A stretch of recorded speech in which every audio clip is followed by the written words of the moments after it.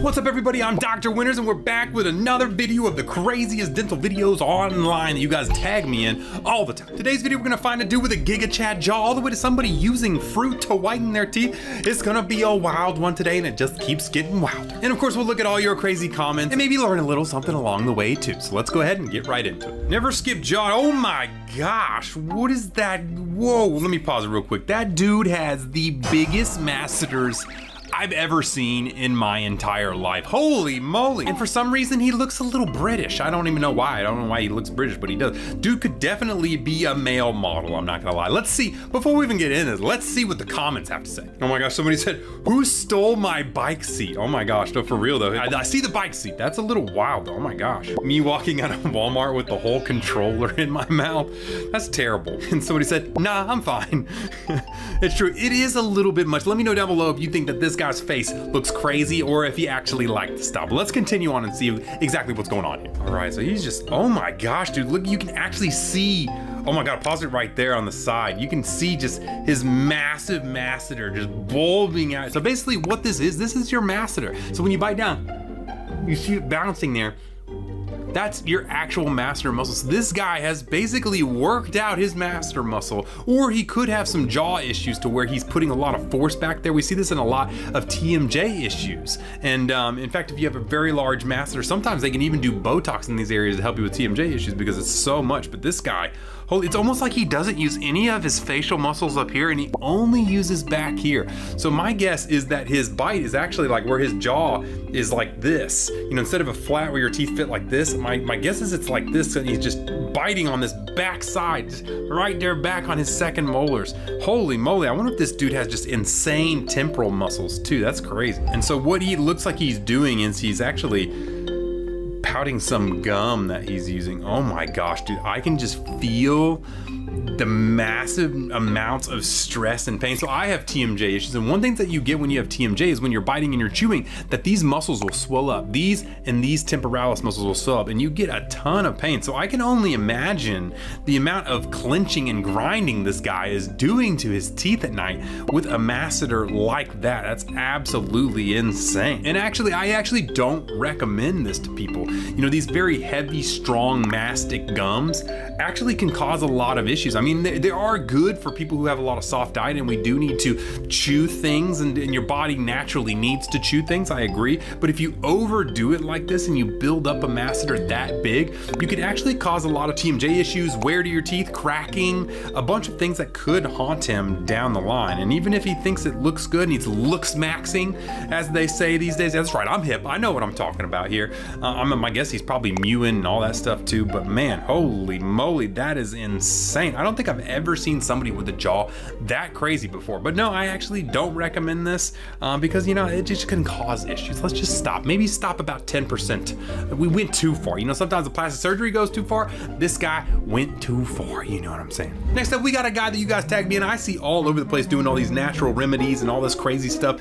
Some of them I agree with, some of them I don't. And apparently he decided to make his own toothpaste. So we're gonna look through, see all the ingredients that he puts in his toothpaste and see if it's a good one or it's not, because we've had some winners on this channel and we've had a bunch of losers. So hopefully this one's a winner. Let me show you how to make a natural toothpaste that will whiten your teeth like crazy. This stuff is amazing, guys. Okay, so first off, he claims that this is a whitening toothpaste, and that is very important because whitening toothpaste either have to be very abrasive, which is they're ripping off your enamel using things like charcoal powder, things like that, or it is whitening through whitening stuff like carbamide peroxide, hydrogen peroxide, which is the healthy way to do it. So hopefully he's doing the latter, not the first. 5 simple ingredients. Okay, here we go. We got the ingredients. Bentonite clay, food grade hydrogen peroxide, which I'm going to dilute to 3%, baking soda, peppermint essential oil. Okay. Super easy. Let me show you. 3 heaping tablespoons of coconut oil. Okay, so we got the coconut oil. Now, people say it has the antioxidants, you know, things like that, which I agree. There probably is some mild effects like that in coconut oil. A lot of people think that it whitens your teeth.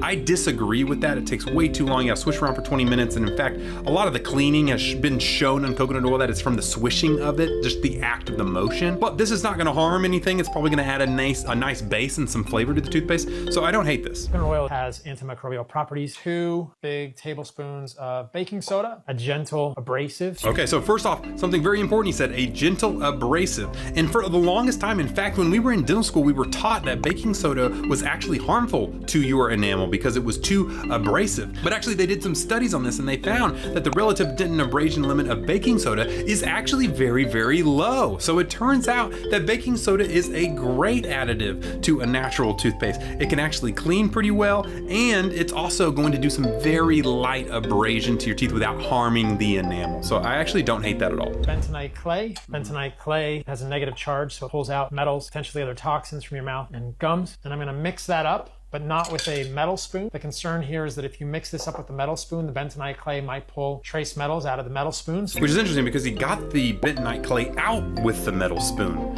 So shouldn't you do both without the metal spoon? That's just a thought. I've looked into the research of the bentonite clay. It doesn't seem like it's going to harm you using. I mean, maybe if you have some heavy metal somewhere and you're pulling some weird stuff out of something. I don't think it's necessary. I mean, you can add it if you want to. I don't think it's going to be that big of a deal. If you want to use it, go ahead and use it. I haven't seen a ton of research that really shows me like, man, I want to put this in R0 toothpaste tomorrow.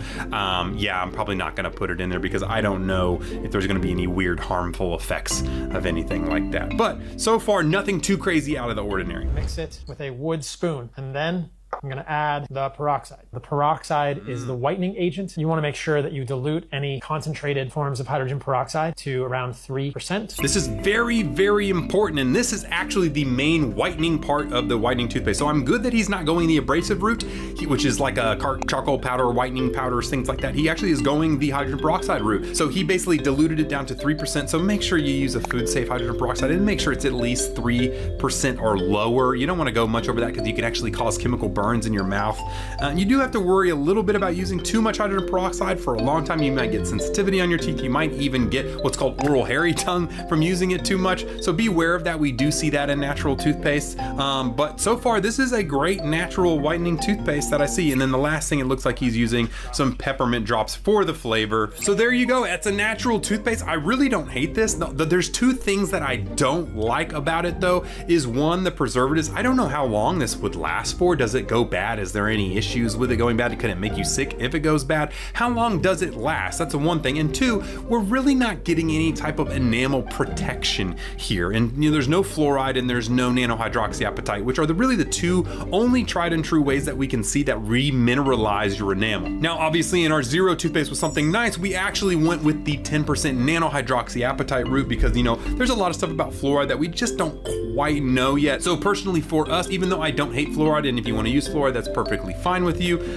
I think you get enough in your water and other things like that it would be fine to use a nanohydroxyapatite. It's better, it's more natural, it's what your teeth are made out of, and it will actually protect your teeth. So although his is a natural toothpaste, it does not have the enamel protection that I'm looking at, and obviously it doesn't probably have the shelf life, so I worry that something could go bad. Maybe it doesn't go bad at all, I don't know. But that being said, if you're in the market for a natural toothpaste, you hate fluoride or nanohydroxyapatite or something like that, then maybe this one's a good one. You could use it just for a whitening toothpaste as well if you wanted to, and then go back to something like this. Maybe you could do a half and half if you want to. But if you want a natural toothpaste that doesn't have SLS or titanium dioxide or all the crazy chemicals and stuff, that has the 10% nanohydroxyapatite, that's why we made R0, so that you could have all the crazy things out of it, with having some of the good regulation stuff in it to make sure that's going to be, healthy for you. But I don't see anything bad about this toothpaste if you want to use it. I just want to make sure you know about those things for sure. Let's go to the comments. Someone said, who on earth would listen to a psychiatrist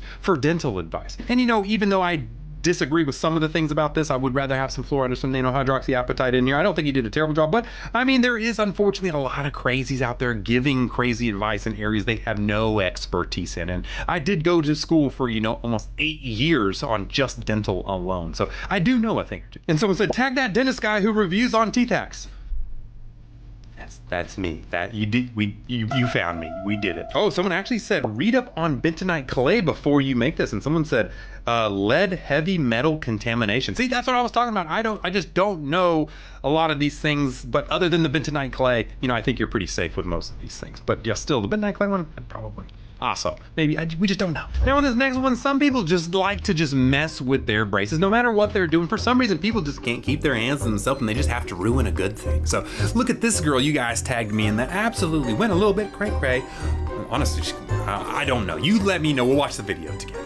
Braces wire has broken. Oh my gosh. First off, that braces wire is flanging out there. How did that get out there? When I can tell you exactly why, it's because her O-ties are off. The things that were holding those brackets in there are completely gone. And you know, if you don't have something holding it on in there, well, it's gonna fly out. Now, the first thing that comes to mind here is that she did it herself. And the reason is because these O-ties don't just pop off. You literally have to take them off. And if you had one off, maybe like they can break every now and then, but having every single one of these broken all the way back, that screams that she's messing with this on purpose. But let's continue. I don't know what to do. You don't know what to do?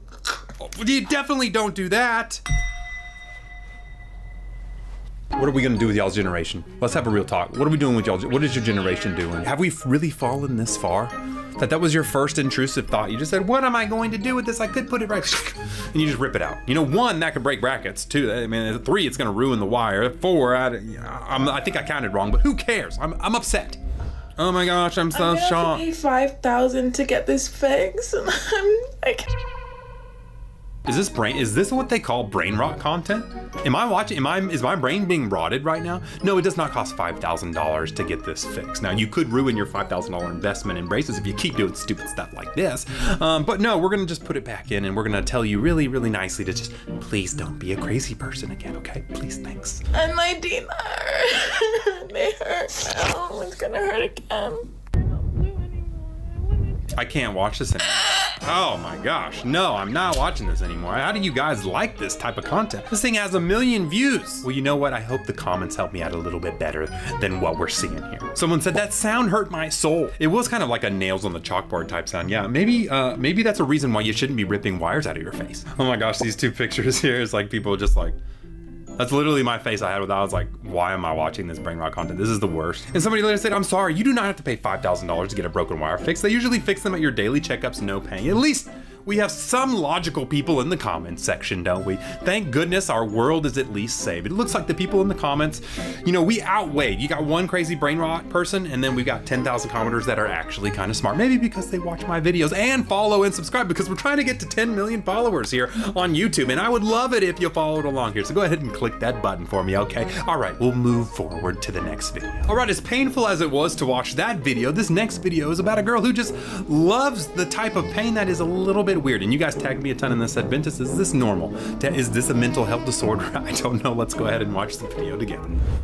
Am I the only one who weirdly loves this kind of pain? Wait, what is she doing?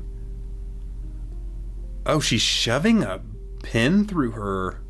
Okay, first off, there is a lot wrong here that we need to get into. Holy moly. First, I just noticed that I'm not even gonna throw this out there, but looking at her teeth look a little chunk.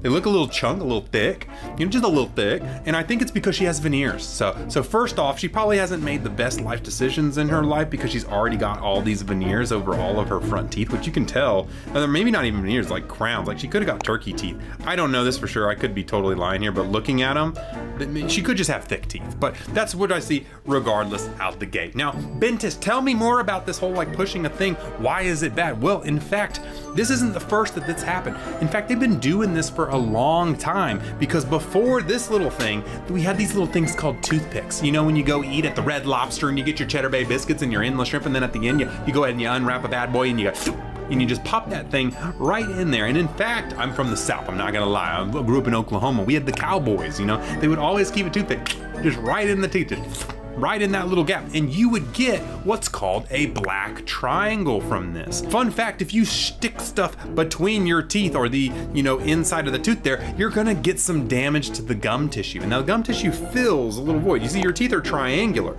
and your gum tissue fills inside that gum tissue. And if you jam something through that little triangular piece of gum tissue over and over again, that gum tissue will get damaged and it will start to fall away, causing what we call a black triangle. So even though she says it hurts so good? Well, it hurts. It actually is going to harm your periodontal ligament. It's going to harm your gum tissue. It's going to cause gum resorption. You're going to get the black triangles, and then it's going to look even more funky. But hopefully the comment section agrees with me on this, of course. Someone started right off with, girl, get help, WGF. Well, I mean, at least somebody is on the right page trying to send out the signal that, girl, maybe what you're doing is not good for your teeth, because, well, it's not. Someone else said, the most elite pain is putting salt on an ulcer. Like, it's too good almost. And I actually, fun fact, I did have an ulcer the other day. Like, you know, we actually call that a canker sore. It's not to be confused with the cold sore or the herpetic sore on your lip. A canker sore is actually on the soft tissue on the inside of the mouth, and it forms this big white crater on your mouth, and they're very, very painful. You can't do anything to really get rid of them. They're just very, very painful for about 10 days, and then they go away on their own. But boy, they're annoying when you've got them. And yes, I can guarantee you that it hurts way worse. And for some reason, you just can't help but lick it. And unfortunately, 2 people said, I found my people. There's more of you guys. There's not just one of you guys that love jamming things between your teeth. Why you do this? You know, if you really want to do this, I got an option for you. Floss. You'll get the same feeling, but you're going to be cleaning safely. And then you won't jam something in and then cause yourself to have black triangles later in life. But for real though, don't do this. All right, and this next one is pretty crazy. Somebody decided that a fruit at the supermarket is the trick to whiten your teeth finally and forever. Now, we go over so many different whitening things here on this channel. For some reason, you guys are addicted to whitening your teeth with different things.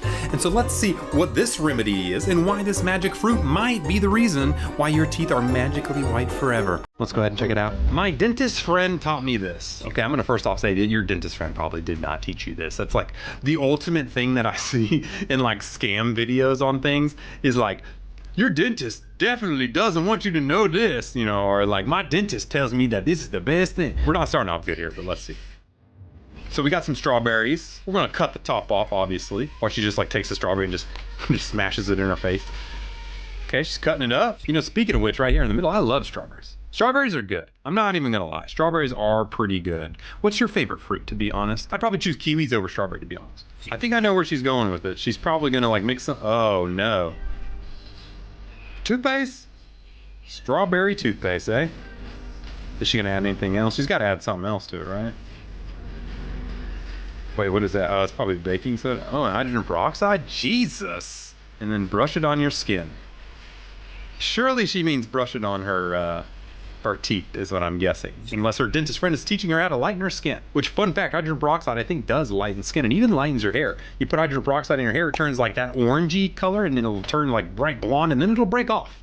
If you've ever done some summer hydrogen peroxide whitening, not that I've ever done that. But for real though, let's talk about it. So a couple things that she added the baking soda, which we actually know is pretty chill. It's just a mild abrasive. I don't have a problem with that. She added the hydrogen peroxide, which I'm hoping is a food safe and at the right percentage, which actually does whiten your teeth. Fun fact, it's probably the best thing in here for whitening. Now the toothpaste, there's really no point of that other than to make it a paste to put on your teeth. It's not gonna do anything crazy other than add some minty flavor if you like strawberry mint. And then the strawberry. So what about the strawberry mint? Is all the strawberry is doing is adding sugar, it's adding acid. Yes, strawberries are acidic, which weakens your enamel, meaning that you can brush it off a little bit more, which is not very good. So basically what that's doing is weakening your enamel so that you can rip it off a little bit more.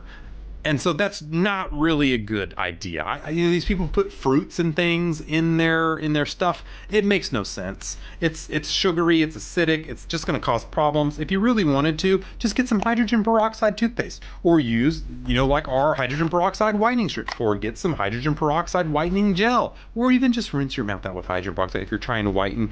Don't damage your enamel. And so, and what do you guys know? Another scam that just doesn't quite work. But let's see if the comment section found it. Someone said, proof I'll watch anything.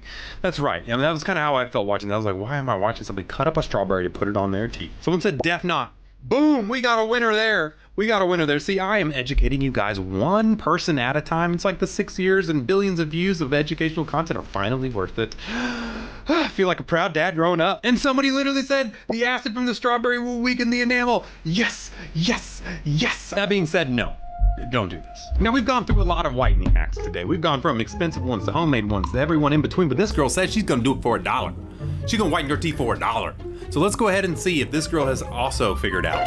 What do you know? If it's gonna be the true whitening experience of a lifetime for $1? I don't know. Let's go ahead and check it out. All right, how are your teeth so pearly white? Let's see if this girl's got it. How to whiten your teeth for only $1. Okay, so first off, the stuff she has is already worth more than $1. One bag of those Grin Floss Picks is worth way more than $1. Maybe she's talking about per use, per time you whiten. Because, you know, honestly, personally, I'm gonna tell you right now, our floss picks are gas, bro. Our floss picks are so good at something nice. They beat everyone on the market. Actually, I don't know if they're in stock right now. They could be sold out still. So if they are, I apologize. But be looking out for those to come back in stock. Okay, so floss your teeth before any of these steps. So maybe she's saying this doesn't count as one of the $1 whitening steps. Let's see. My gums are bleeding because I don't floss consistently. Fun fact. If you don't floss consistently, they will bleed. They will bleed because they are inflamed. And actually, you don't want to stop flossing. A lot of people see the blood and they're like, no, I don't want to floss anymore because it's bleeding. No, you got to keep doing it until it doesn't bleed anymore. And then that's when you know that your gums are healthy, if you can floss without bleeding. Method 1, apply toothpaste and let it sit for 5 to 10 minutes. Okay, first off, that's like $1 worth of toothpaste that girl's putting on there. So I don't know about that. Honestly, really not going to do anything for you. Not really a point in that. Okay, Dollar Tree whitening strips. Let me see which ones she got here. I tell you guys, if you want to use Dollar Tree whitening strips, that's fine. You just have to make sure that they have hydrogen peroxide in them. These are, oh God, charcoal toothpaste whitening strips. For a while there, people were like, oh, charcoal is gonna pull the stain out of your, no, it doesn't, it didn't. No, it just ripped the enamel off. Obviously, this isn't gonna rip the enamel off, but just sitting charcoal on your teeth is not gonna do anything whitening. My guess is hopefully it has nothing to do with the activated charcoal and it has hydrogen peroxide. She says it works way better than the expensive ones. I highly doubt that, but you know, whatever. Is that it? That's her thing? Use charcoal? It's almost like everything I tell you guys is true. It's almost like I know what I'm talking about. It's like all those years of school was worth it when I told you that the only thing you really need to do is hydrogen peroxide. Now the fun fact, she could have skipped all of that video and just did this by itself and used hydrogen peroxide as a mouthwash, and she probably would have seen way more whitening gains than anything else she was doing. Isn't that crazy? Man, wow, weird. See if she does anything else. You can repeat this multiple times a day or a week for results. Now, I definitely would not repeat it more than once daily. You can actually, if you're rinsing your mouth out with hydrogen peroxide, you can get that oral hairy tongue we talked about. To the comment section, do the Dollar Tree whitening strips actually work? Well, if they have hydrogen peroxide in them, yes, they will work. Now, I don't know if they have like 2 or 3% or more percent. We actually have a pretty high amount in ours. Ours are 10% hydrogen peroxide, and we have a lot of cool stuff about it. I don't need to sell you those, but they are probably the best whitening strips on the market. I'm just gonna say the Lumi Smart Buy something nice. That being said, yes, they will work if you can look at the back and make sure that they have hydrogen peroxide on them. Now, will they be of high quality, or will they slip, or will they be goopy, or will they taste nasty? I don't know. You're just gonna have to find that out on your own. This can't be safe. Well, everything I saw on there wasn't necessarily like unsafe. It was more just unnecessary, really. And then somebody said the second and third will work, but will also strip your teeth, increase sensitivity, damage your enamel, and irritate your gums. Expensive strips are expensive because they protect your teeth. Not necessarily true, actually. There's even some scammy expensive strips. Like you're seeing the new green ones with the, what is that stuff called in it? Let me check real quick. Arbutin, that's what it's called. They're super expensive and have arbutin in it, which is just a skin lightener. That doesn't work. Those are expensive. There's other expensive ones that use other things that actually just dry out your teeth. They don't even do anything. Like High Smiles whitening strips. They use like a PAP plus, that's what it is. Yeah, it just dries out your teeth to make it look white when really it's just dehydrated. So it doesn't necessarily have to be expensive or cheap. If you can find cheap with hydrogen peroxide, it'll work. If you can find expensive, it'll work. And no, it's not gonna damage your enamel. It could irritate your gums. It could increase sensitivity, but just for a little bit. But most of it, it's not gonna do that much. But like I said, if you want something that's tried and true, that's science tested, that is safe on your teeth, and will actually whiten well, and actually ours are probably the lowest sensitivity whitening strips on the market. I put that on it because I've been testing them and they work good. Then just get our Lumi Smart Buy something nice.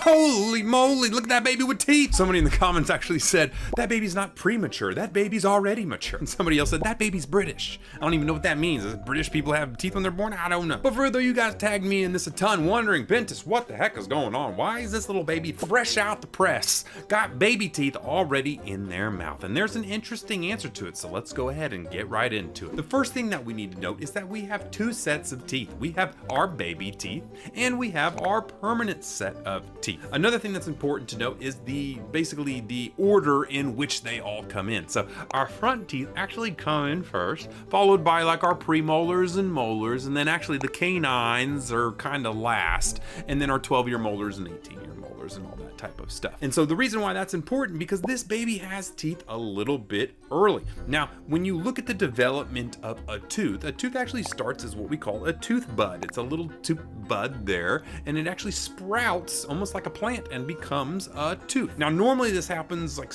months into the baby being born before teeth start popping up, and that's why we have babies that have teethers and all that type of stuff, because it breaks through. But sometimes genetically something will happen to cause those tooth buds to grow too quickly. Now, we also see this where tooth buds don't grow at all. That's called hypodontia. And we also see when you have too many tooth buds sprout, that's hyperdontia, or extra teeth. And in this case, this is what we call natal teeth. And natal teeth is where those teeth just sprout and they go crazy early. And when you're born, they're already formed. Now, a couple things about natal teeth. A lot of the times, they're not really fully formed. If you actually look at the picture there, they're kind of a darker color. And that's because the enamel hasn't really properly formed in it. Because remember, this is not normal for these things to be happening this quickly. Another thing that we see is they're very loose, and a lot of the times they don't have the periodontal ligament, which is the thing that holds the teeth into the bone there to keep it sturdy. And so a lot of times what we do in this case is the dentist or doctor will actually just take them out because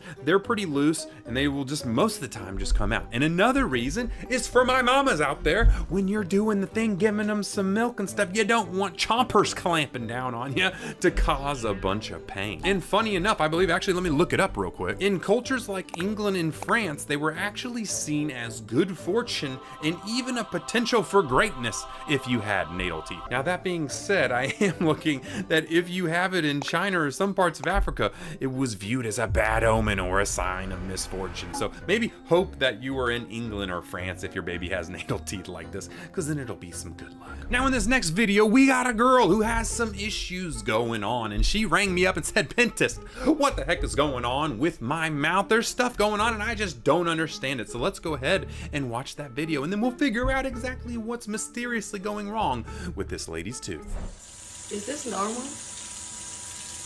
Is this normal? Every time I use the water flosser, this happens. Is this normal? I can tell you one thing right now, that's not normal. Well, unfortunately, actually, it is kind of normal because, well, gingivitis, periodontal disease, things like that is actually really, really prevalent. So it is normal, but it should not be normal. Now, the first thing that a lot of people in the comments are actually hinting at here, and that's actually kind of rude. Someone says, I don't know, Steve Harvey, they a little thick. Never understood why this generation's into a denture trend. Okay, so first off, what they're trying to get at is that these look different than normal teeth. And why is because this girl actually got full veneers. They're not actually dentures. This girl more than likely probably went to Turkey or someplace like that, got all of her teeth shaved down and got these veneers stuck on every single one of their teeth. Now, if you don't know, veneers are actually shaved down and then you put the full cap on there. Could be a crown, could be a veneer, I don't know. Could be a composite veneer, something stuck on the top of the teeth. Regardless, when they did it, the normal shape of her teeth has now increased in thickness and got bulkier. And so if you look at her teeth, you can actually see kind of they're bigger, bulkier, and they're very white, which tipped me off that these are fake teeth. Now, one of the things that I see all the time with these things is what we call veneer gums or veneer breath and things like that. And that is where you see these kind of puffy gums all the way around here. And you can actually see she's kind of got that glossy, really kind of puffy gum around her margins or the edges of her tooth. Now, what that shows me is that she's falling into gingivitis or the unhealthiness, inflammation of the gums, which is why everything is bleeding just from her polishing with a little water flosser in between, because a water flosser should not be causing bleeding unless you have an active infection going on, which is gingivitis. Now, the reason this happens is because obviously they're bulky, so it's pretty hard to clean and it irritates the gum tissue and stuff. But then also because these people, when they get fake teeth on their teeth, they all of a sudden think, oh, well, if it's covering my real teeth, I don't need to brush them because, well, they're not real teeth, so I don't need to brush them or take care of them or floss them. When in fact, you should be doing it even double or triple as much, because you don't want to ruin, obviously, the teeth, because the roots are still there, the gums are still there, everything like that. And also you have what's called a margin on a crown. Now, the margin is where the crown meets the actual tooth, and sometimes that margin's not perfectly sealed. And so if you let food, gunk, nastiness stay up in there, it has a chance to go up inside the crown and reinfect the tooth. Now, not all is lost yet, but what this girl needs to do to make sure that she's basically taking care of everything is she actually needs to brush and floss more. In fact, seeing the red stuff coming out of her gums and tissue is indicating that presence of bacteria, inflammation, and infection. And so she needs to keep brushing, flossing, and water flossing twice a day, even rinsing out with whatever you need to do until that stops bleeding. And then she'll one day see a week from now, 2 weeks from now, that when she does all those things, her gum starts to tighten up and look better, cleaner, healthier, and the red stuff stops coming out, and she has that health that she's always looked for. So basically the moral of the story is, one, just don't get veneers. I always tell people, if you got teeth that you like and you like the shape of them, just go get braces. If you absolutely hate the look of your teeth and you have to get veneers because you need to change the shape of them, that's fine. But when you do get them, make sure you take extra care of them, because they're already damaged and you don't want them to get reinfected again, because then you might lose the tooth completely. And that's the last thing that we want. But you know what's crazier than going to a dentist and getting all your teeth shaved off is actually just doing it with some sandpaper. That's right. What if I told you that some people out there are taking sandpaper and just ripping their teeth off with it every day? But that sandpaper might not look like what you think it is, and you may have some using it right now in your house. Then you don't even know that it's bad for you. So let's get into our next video. Day 2 of whitening my teeth with charcoal, and I think it's starting to work. So an unexpected thing whilst doing this experiment is I now have black snot when I blow my nose. I think this is because the powder's very fine and I must have accidentally inhaled some.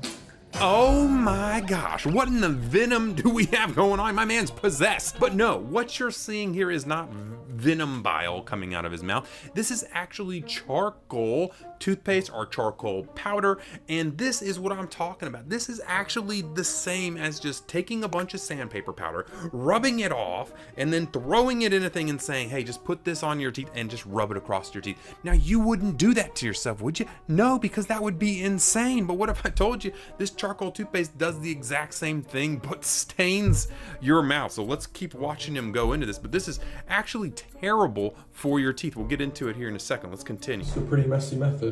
If you guys are going to try this, be prepared Oh for a my lot of gosh, cleaning. look at his Got mouth. dried charcoal stuck at the back of my throat. Okay, now obviously you're looking right now. He looks like one of the singers from Kiss right now. Now this is the other thing I never understood about charcoal toothpaste users.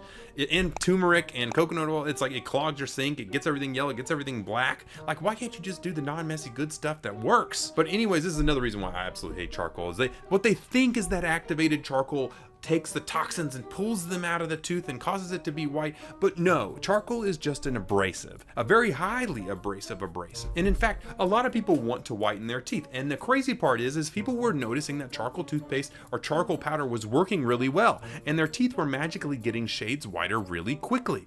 Now, that is because it's literally ripping off the enamel from the teeth. That's why it's working. Now, the problem is if you whittle down that enamel layer far enough, you go into what we call the dentin layer, which is the inside layer of the tooth, which is yellow. And when you have that yellowness shining through, you're actually going to have a yellower teeth appearance. Not only that, but you will have a massive amount of sensitivity to your teeth because you no longer have that enamel outer layer of protection. This is why we tell people to use whitening strips with hydrogen peroxide, all that. You know, in fact, that's why we did our whitening strips. And you don't have to buy ours. You can get any hydrogen peroxide whitening strip on the market that you want. Ours is a little 10%, and we have some cool stuff added into to it, so if you're interested in that, you can check it out at somethingnicecompany.com. But regardless, back to what we're talking about. Hydrogen peroxide goes in and actually cleans and whitens the teeth without damaging the enamel. This is great, but charcoal toothpaste and any highly abrasive thing like this does not. So this is absolutely a bad thing to do, but let's see if he had any effects. It's going to be the last day of using this stuff on my teeth, so check back then if you want to see the before and after. Although I've got to be honest, I am already seeing a bit of a difference. Yes, you are seeing a bit of a difference because it's literally ripping the stain off of your teeth. You know, if you just absolutely had to use charcoal toothpaste, I don't know why in the world you would want to subject yourself to that. Please do it like once every month. Don't do it every day, because that is insane. Actually, in my offices, you know, 5-6 years ago when I first broke this story that this was terrible for you, I just noticed all these kids were coming into my office with sensitivity, and everybody was like, ooh, cold would touch them, and they'd be like, ah, doctor, I can't even stand lukewarm water, it's so cold. And then finally I started asking them what the heck was going on, what toothpaste they were using, because sometimes you have chemical reactions with toothpaste and it causes sloughing or weird stuff like that. And so they all said this new charcoal toothpaste, charcoal toothpaste, charcoal toothpaste, and every single one of them with the severe sensitivity had charcoal toothpaste, and we had to get them on a bunch of like remineralizing fluoride. Now we have nanohydroxyapatite. But please, guys, if you want to do whitening, use hydrogen peroxide whitening strips or gels. Do not use charcoal toothpaste. It is absolutely terrible for you, and you can't make that mistake. Now, doing a bunch of things to your teeth is bad enough, but what if I told you there's people out there doing their own braces? That's right, or actually, technically, they put the braces on, and then now the kids at home are trying to do their own thing, because you know what you guys love? You love colors on your braces, okay? And sometimes you just don't want to wait to the next doctor appointment. So we have this one young, fine gentleman here who decided he's gonna try it out himself. Now we're gonna watch him, and we're gonna rank him and see whether he's done a good job or not. Changing my braces color, but by myself. My orthodontist is gonna kill me. So I don't know if you guys... Okay, now first off, yes, your orthodontist might kill you, but let's think through here on what actually would change. Obviously, you know, I'm not gonna lie, as long as you're choosing a color you have at the office, they may not even know, because what he's got on his teeth, if you can see from the beginning, are what we call O-ties. Now, O-ties are the things that hold the wire in old school bracket systems. And this is fine and dandy if you have old style braces, but if you have newer style braces with the doors, it won't quite work. We'll get into that in a little bit, but let's see what he does, what tools he's using, or if he harms himself. This could be good. You guys know, but I've had braces for like 6 months now, and I've only ever got them changed by my orthodontist. I've never done it by myself before. And so far I've had teal, purple, grayish, loads of other shades of blue. First off, those are great color choices. For my peeps out there wanting white teeth, make sure to choose like darker colors, like a teal, a navy blue, things like that. Avoid like red, brown, green, and yellow. Those tend to make your teeth look a little nasty and gunky. So it looks like he's at least choosing good colors so far. This I bought, so today we're gonna change Okay, it. so he's got a little kit. Yeah, You literally can buy kits. So there's 2 tools, and my orthodontist always used this. Okay, so we do have a little hemostat here, which is to kind of grab, to put them on actually, which is very actually needed. If he doesn't have that, he's not getting them on there, because it is, you have to like put them on and then drag them down, up, over, and you do kind of like this figure 8 motion to get them on. And then he's got a scaler to take them off. Bro, I'm just looking over this. Obviously, my orthodontist is gonna use the right equipment. And then I've got all of these colors. Oh my gosh, you got a lot of colors. All of these colors. Bro, this is gonna be so long to put back in the bag. Why did I do that? Okay, I'm not gonna lie, I have no idea what color I'm gonna choose. I think I might just randomly choose it. Okay, in 3, 2, 1. Let's see which one he chooses. Green? Not a fan of the green. It actually kind of looks like you've got vegetables stuck in your teeth, or like food stuck in your teeth a lot of time. So that's actually one of the colors I would actually tell people to avoid. Now, something other important is that he's only been in braces for 6 months. Okay, now this is important because he's in early wires, which means he's probably not in what we call a power chain. Now, a power chain is the thing that's connected all the way across. Now, you've probably heard me talk about videos about this that say, you do not want to change your own power chain. You do not want to do that, because it is an actual prescription device. It's there to close up stuff. If you take it off, it will be a big issue, so don't do that. Okay, I did say before this video I was not doing green, brown, or yellow, so I think I'm gonna do nice. that again. Dude, does this guy watch my videos? I think he's watched my videos before. That's cool. Okay, I've taken all the bad colors out, and now I'm gonna choose it randomly. Okay, But so I hope I get like a good color, like blue or something. Alright, 3, 2, 1. that's actually really cool that he I just said that. Okay, pink. Pink? Oh my goodness, bro. I actually vibe with I pink. guess Pink I have to actually do looks that. really good. Okay, so I've got my color, but now I have to take it out. Okay, I don't know how he's to got do a this, scaler. but I guess we'll have a go. Okay, before he does it, basically what you're supposed to do is you're supposed to kind of wedge it in between the bracket and then kind of scoop around, and then you can pull and tug it off. So let's see what he does. But yeah, don't do that. Ow, bro, yo. Okay, I need a mirror for this. Guys, I just took one out. You can't even tell from this far, but it was easy. It was easy. Now I need to take the other 9 out. Okay, I've taken the front 4 out, but I heard that if you take them all out, the wire will come out. So I think I'm just gonna apply some of them and then take out the other ones and then apply them. You know. I'm not gonna lie, that's actually really smart because he's very right. The wire is just held in there by the O ties. So if you take all the O ties off, that wire will just fall out and then it's even harder to get in there. So he's actually, if you are somebody that's gonna change out your own O ties, which isn't I mean, I don't want you to do it because you can break brackets, you can mess with stuff, all that type of things, especially in longer, later wires. But if you had to do it that way because it seems the safest. So this is the color that's going into my mouth. Pause. But I don't even know how to do it. Yeah, you gotta. Guys, look, I think I did it. Yeah, so what he didn't show you is you need to clip it on the little hemostat on the edge, and then you'll hook one of the 4 prongs and you'll go down, up, down, up. It's like a figure 8 to kind of stretch it on there. I started filming this video at 8. It's now 9 and I've only done half of it. Oh my Alright, god. chat, I've done the top row, now it's time to do the bottom. Bro, you guys will not believe what I've done. Oh man. Bro, the top row is fine. It's just the bottom row, bro. I messed up so bad. Of course he messed up. Now he doesn't even tell me how he messed up or what he did wrong, but I'm sure his orthodontist will find out in the future. And for you guys asking, hey Bentis, you told us that you couldn't do this with the newer style brackets. What do you mean? Well, that's because the newer style brackets, which are the ones that I would definitely recommend you're doing, because these ones that he's got is from an older school orthodontist, but they use a new door system, which allows it to be very passive so those teeth can expand and do a lot of good things. But do you notice something special about the newer style brackets? That's right, the O-tie is on the back. So if you tried to take this off, you can't, because it's attached behind the wire, not in front, because it does not need it to hold the wire in. So if you were going to do it with the newer school, you would have to open all the doors, take the wires out, take all the O-ties out, put it back. It would be very difficult and much more likely that you're going to break stuff. So before you go doing anything crazy like this, really make sure you know what bracket system you are, and be careful, because your orthodontist and your parents paid a lot of money to get these things on your mouth, and we're just trying to do the best for you. And so if all you're going to do is ruin it by just taking them off and maybe breaking brackets or messing with wires, you can actually extend your treatment up to like 3 to 6 months sometimes if you just break a bracket, as simply as that. So maybe just avoid it. If you really need it that badly, just go to your orthodontist. He'd probably just put the colors on lickety split in 5 seconds for you if you really absolutely needed to change the color. All right, you guys tagged me in this, said, this is the most amazing way to whiten your teeth. Okay, first off, let's pause it. Let's see what this before and after looks like there. Okay, yeah, obviously that's super white. You know, the first thing that tips me off that maybe I don't, agree with it is the whole AI voices and stuff. It's like, is this just some fake ChatGPT? Is ChatGPT out here giving whitening toothpaste advice now?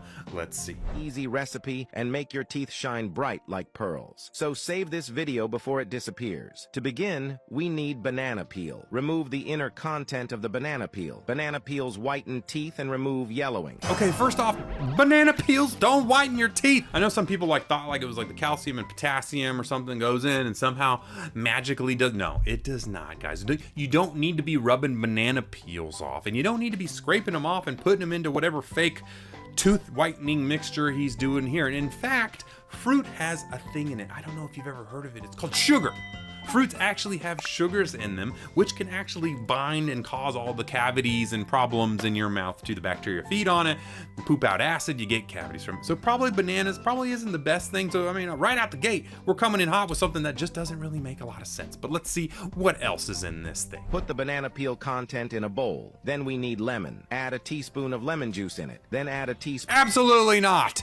What is going on here? So obviously we just added sugar and we added acid to it. Those are the 2 things that your teeth absolutely hate. Sugar, which bacteria feed on to cause acid to decay the tooth, and acid, which is acid, does the same exact thing. So what it's going to do is weaken and wear away the enamel, which is not what we want here. So we're really starting off really badly, honestly. Add a teaspoon of lemon juice in it. Then add a teaspoon of salt. Salt removes bad breath and treats gingivitis. Okay, now the problem here is that salt actually can do some of these things. That's why we have you rinse with warm warm salt water when you get sick, because it can actually kill the bacteria and do a lot of good stuff there. But the problem is they're using salt as an abrasive here, okay? Salt is kind of like a granular, you know, like sandpaper-ish type thing. You wouldn't just go brushing your teeth with salt, because you would wear away some of your enamel. Now, the problem with this is we are adding sugar from the banana peel, and then we're adding acid, which weakens the enamel. And the enamel rods, enamel tubules will actually degrade and fall and become brittle with acid.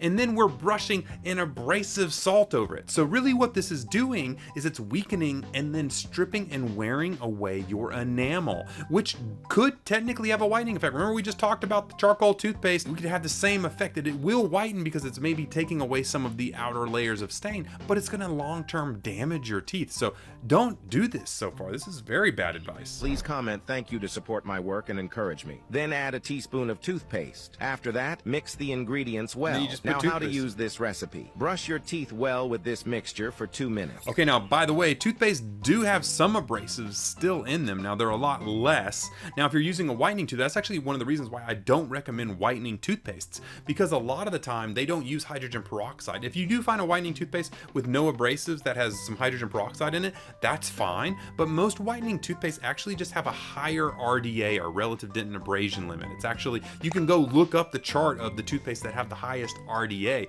Those are actually the worst for your teeth, because they're basically the closer to sandpaper. You know, it's like the more it rubs off your enamel. So you actually want a low RDA toothpaste, not a high one. So adding more toothpaste to this is going to add more abrasives and more things. Just not a good mixture. Color will make your teeth get brighter. I can tell you. No, literally, it's literally my job. I literally do this every day, and I can tell you exactly what colors will make your teeth look bright white and which ones will make your teeth look like dookie stains. Okay, the first thing we want to do is do some figuring out of, okay, what things make your teeth look bad? What should we avoid? Well, obviously, the first easy ones are, I would not do anything green, yellow, or brown. Okay, green because it looks like you got food stuck between your teeth. Brown because, well, you know why. And then yellow because, well, it just makes your teeth look even yellower and nasty. So what gives? Dentist, what is the right colors? What should I choose? So for me, I would go for the blues, I would go for the purples, anything that kind of just deep, bright, you know, main color. You know what I'm talking about. The ones that you just got that pop to it. Like this is the blue I'm talking about. You see how white this blue makes this white look blue? That's what I'm talking about. That's the type of blue I'm talking about. And yeah, oh, now you know. Good luck. Oh, I broke my teeth. Faith, what the heck? You just got those and you've already broken. What's going on? For those that don't know, Faith is someone who lost all of her teeth and was in dentures for a really long time. And then finally, she was able to get some implant supported dentures. And implant supported dentures is basically where we have like multiple implants, 1, 2, 3, inside your upper jaw and your lower jaw. And then your dentures basically snap on and screw in to those implants. So Pentis, I don't care about implant supported dentures. I want to know why her teeth are doing a 360 inside of her mouth. Well, welcome to the world of temporary restorations. Because you see, what she had in her mouth is actually what we call a temporary. It wasn't the real deal. It was actually something that was going to be in place until the real ones got made for the lab, and then they put those things in. And unfortunately, these implant supported dentures are only supported by a couple different area points there, so there can be some weak points, especially if you're just making a set of temporaries. Your breath stink because your tongue is white. That's kind of true, but it's not the full equation of why you got that stank breath. But it is super important. In fact, when we built our award-winning floss picks, we actually built in a tongue scraper to the top because it is super important, and we wanted to have the ability to do it on the go. You just literally take it and you scrape off all that gunk. And the reason this is because your tongue is kind of like a shag carpet. It just kind of like sits there. It's got these little filaments and these little fibers, and food and gunk can get stuck up inside those things, and it can harbor all that bacteria and nastiness. But that is only one piece of the stanky breath puzzle. Number 2 is plaque. Okay, just plaque, gingivitis, gunk on your teeth is going to ferment and kind of rot in your mouth pretty much. And what that's going to do is that's going to start harboring and getting in your gum tissue and everything. And when you breathe on somebody, that breath will stink. And obviously the final piece of the stinky breath puzzle, you got the tongue, you got the teeth, and the final is the hidden tonsil stones. Want to learn more cool, amazing stuff about your mouth? Click right here for another video. And also make sure to like and subscribe.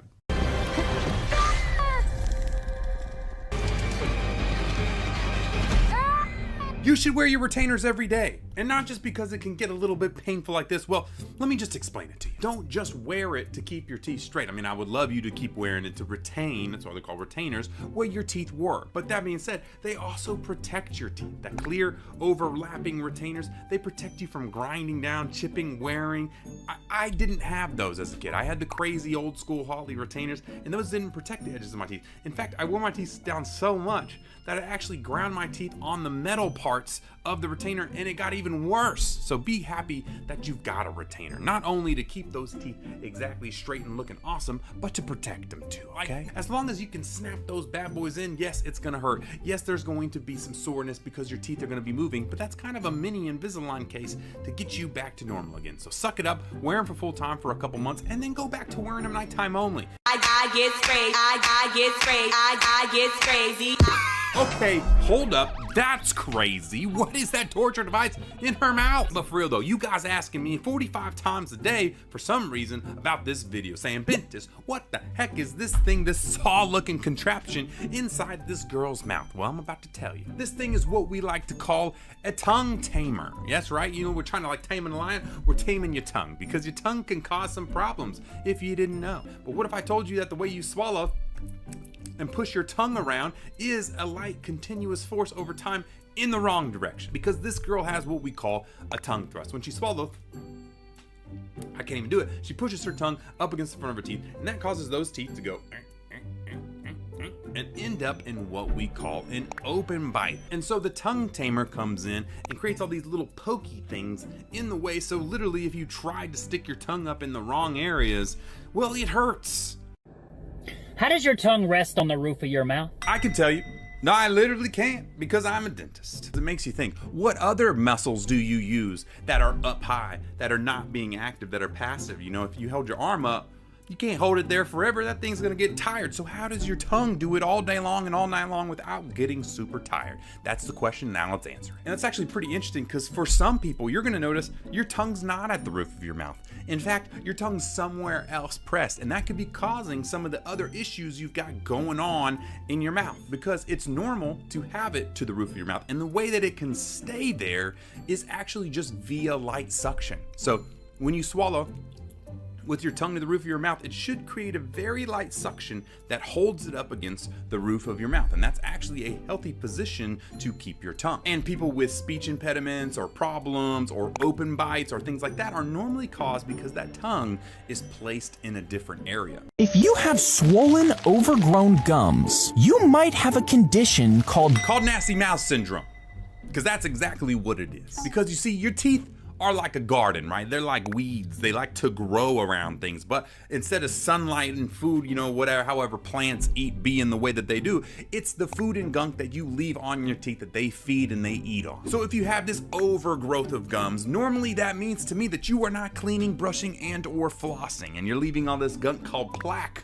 on your teeth, so all these little bacteria can start eating away, and then those gum tissue just kind of continues to inflame and kind of grow up over everything. So what can I do to avoid this, Bentis? Well, it's pretty easy. One, you gotta start brushing your teeth, okay? Get the surface crap off of your teeth. And the second thing you can do is floss. Floss really good. Get up in there, get all the gum tissue, get everything else. Maybe a water flosser would be great for this too, because you need to just get in there and just get all the nastiness out, okay? There's no one left to find you.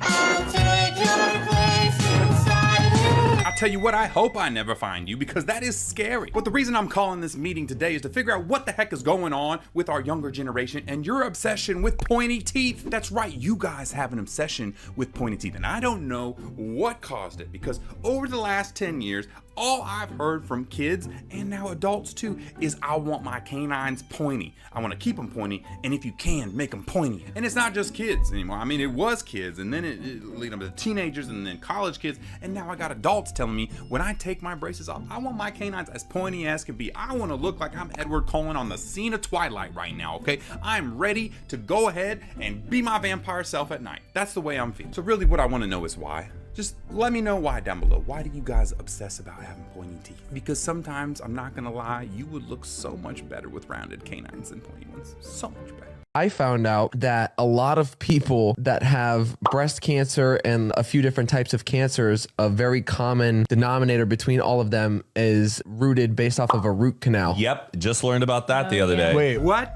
Is this true, Bentist? Can a root canal give me breast cancer or cancers in general? Well, maybe, but it's probably not exactly what we think here. So the first thing we need to know is correlation does not mean causation, meaning that if you just got cancer, you just happen to have a root canal, it does not necessarily mean that they're intertwined. Although there is probably research on both sides saying that root canals can cause some problems with that. I think the real big thing to think about here is actually how disease and oral bacteria can infect the rest of your body. If you have basically gum disease or periodontal disease, that it can get into your bloodstream, your blood supply, and that bacteria can travel and cause problems all over your body. And I wouldn't doubt it if it could probably cause some cancer too. People always ask me how my teeth are so white, and as you can tell in this picture, they actually used to be significantly more yellow. I mean, look at them. It's hydrogen peroxide. That's what it is. It's hydrogen peroxide. And in fact, I was actually happy because that's what this guy said. Because, you know, 99 out of 100 times I have these random people lying about 101 scam products on the shops, or coconut oil, or magic purple, magic paste. No, it's hydrogen peroxide. It's literally just hydrogen peroxide. And you can get this in a multitude of ways. I mean, some people swish it. I wouldn't necessarily recommend swishing it because it can damage the gum tissue and make them super white. And you can also, if you do it too much, you can get this thing called brown hairy tongue. That's not a good look, but still the method remains true. It's hydrogen peroxide. And if you don't know what to believe because of all these crazy scam companies, well, just get your stuff from Something Nice, my company, because I promise you, that's one thing we're not gonna do. We're not gonna scam you. I promise you on that. Either way, I hope you guys have a great day. And remember, hydrogen peroxide whitens your teeth. It's not that hard. Ooh, okay. All right, now first I'm gonna stop it here because a lot of you guys have been asking me, Bentist, how do I get veneers without polishing off my teeth? Well, there is ways to get no prep veneers, and you actually kind of build up on the tooth that you have, making it longer, wider, whatever it is. And this is a great example, which is why I brought this video out. So the first stages is basically we've gotta make that mold to your teeth, and then we gotta give ourselves a base to work off of. So let's keep going and see exactly kind of what we've got. Okay, so as you can see, he's building the length up of that, and that's the first layer. And if you can actually tell, that layer underneath is actually clear because your enamel is actually clear. The dentin layer is the other thing. So now we're making some anatomy, we're polishing it up, and this is the before and after. Now, that being said, I don't know if I'm a huge fan of this result particularly. It is dependent on the artist that makes it. And the crazy part about doing the dentistry this way is it's super dependent on your dentist and how good of an artist he is, where the others are kind of made in a lab and they're very controlled. I actually had my wisdom teeth removed when I was 20. I had no idea. The insurance company had a $5,000 reward for removing my wisdom teeth. And then I learned about how your wisdom teeth are connected to your heart. So there's actually no reason to remove the wisdom teeth. They actually just pulled them out so they could get from the and then mess with your meridian line. Where do we unpack this one? First off, I don't think anybody's ever told me that I have a $5,000 reward to go pull wisdom teeth, or else I'd be pulling wisdom teeth every other day.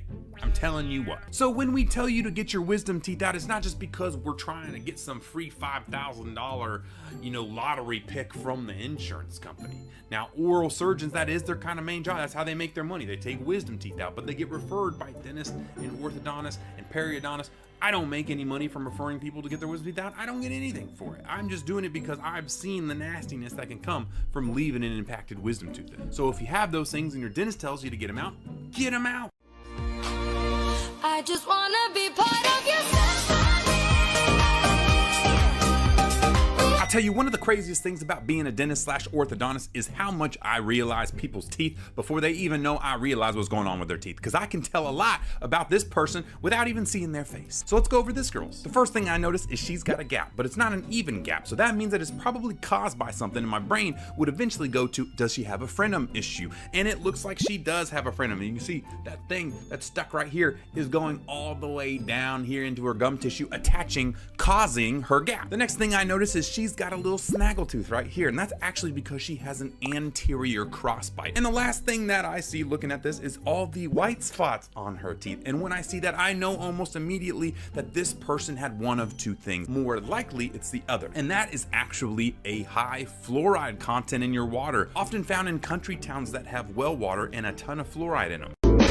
Ashley, look at Nah, I'm good. It actually kind of scares me a little bit. And who the heck is Lady Glitter Sparkles? And why do you guys keep saying that it's her in my DMs? Well, for real though, you guys ask me so many times what the heck is going on here and how somebody can have all this going on in their mouth. And I'm here to tell you that, well, it can and cannot happen. That's right, more than likely this is fake. That's what I'm guessing. But the crazy part is this actually can happen. It's called hyperdontia. And if you guys didn't know, when we have teeth forming in our mouth, they start as these little cute little buds. They're called little tooth buds. They're little circles that are up in your gum tissue just waiting to sprout into a full tooth.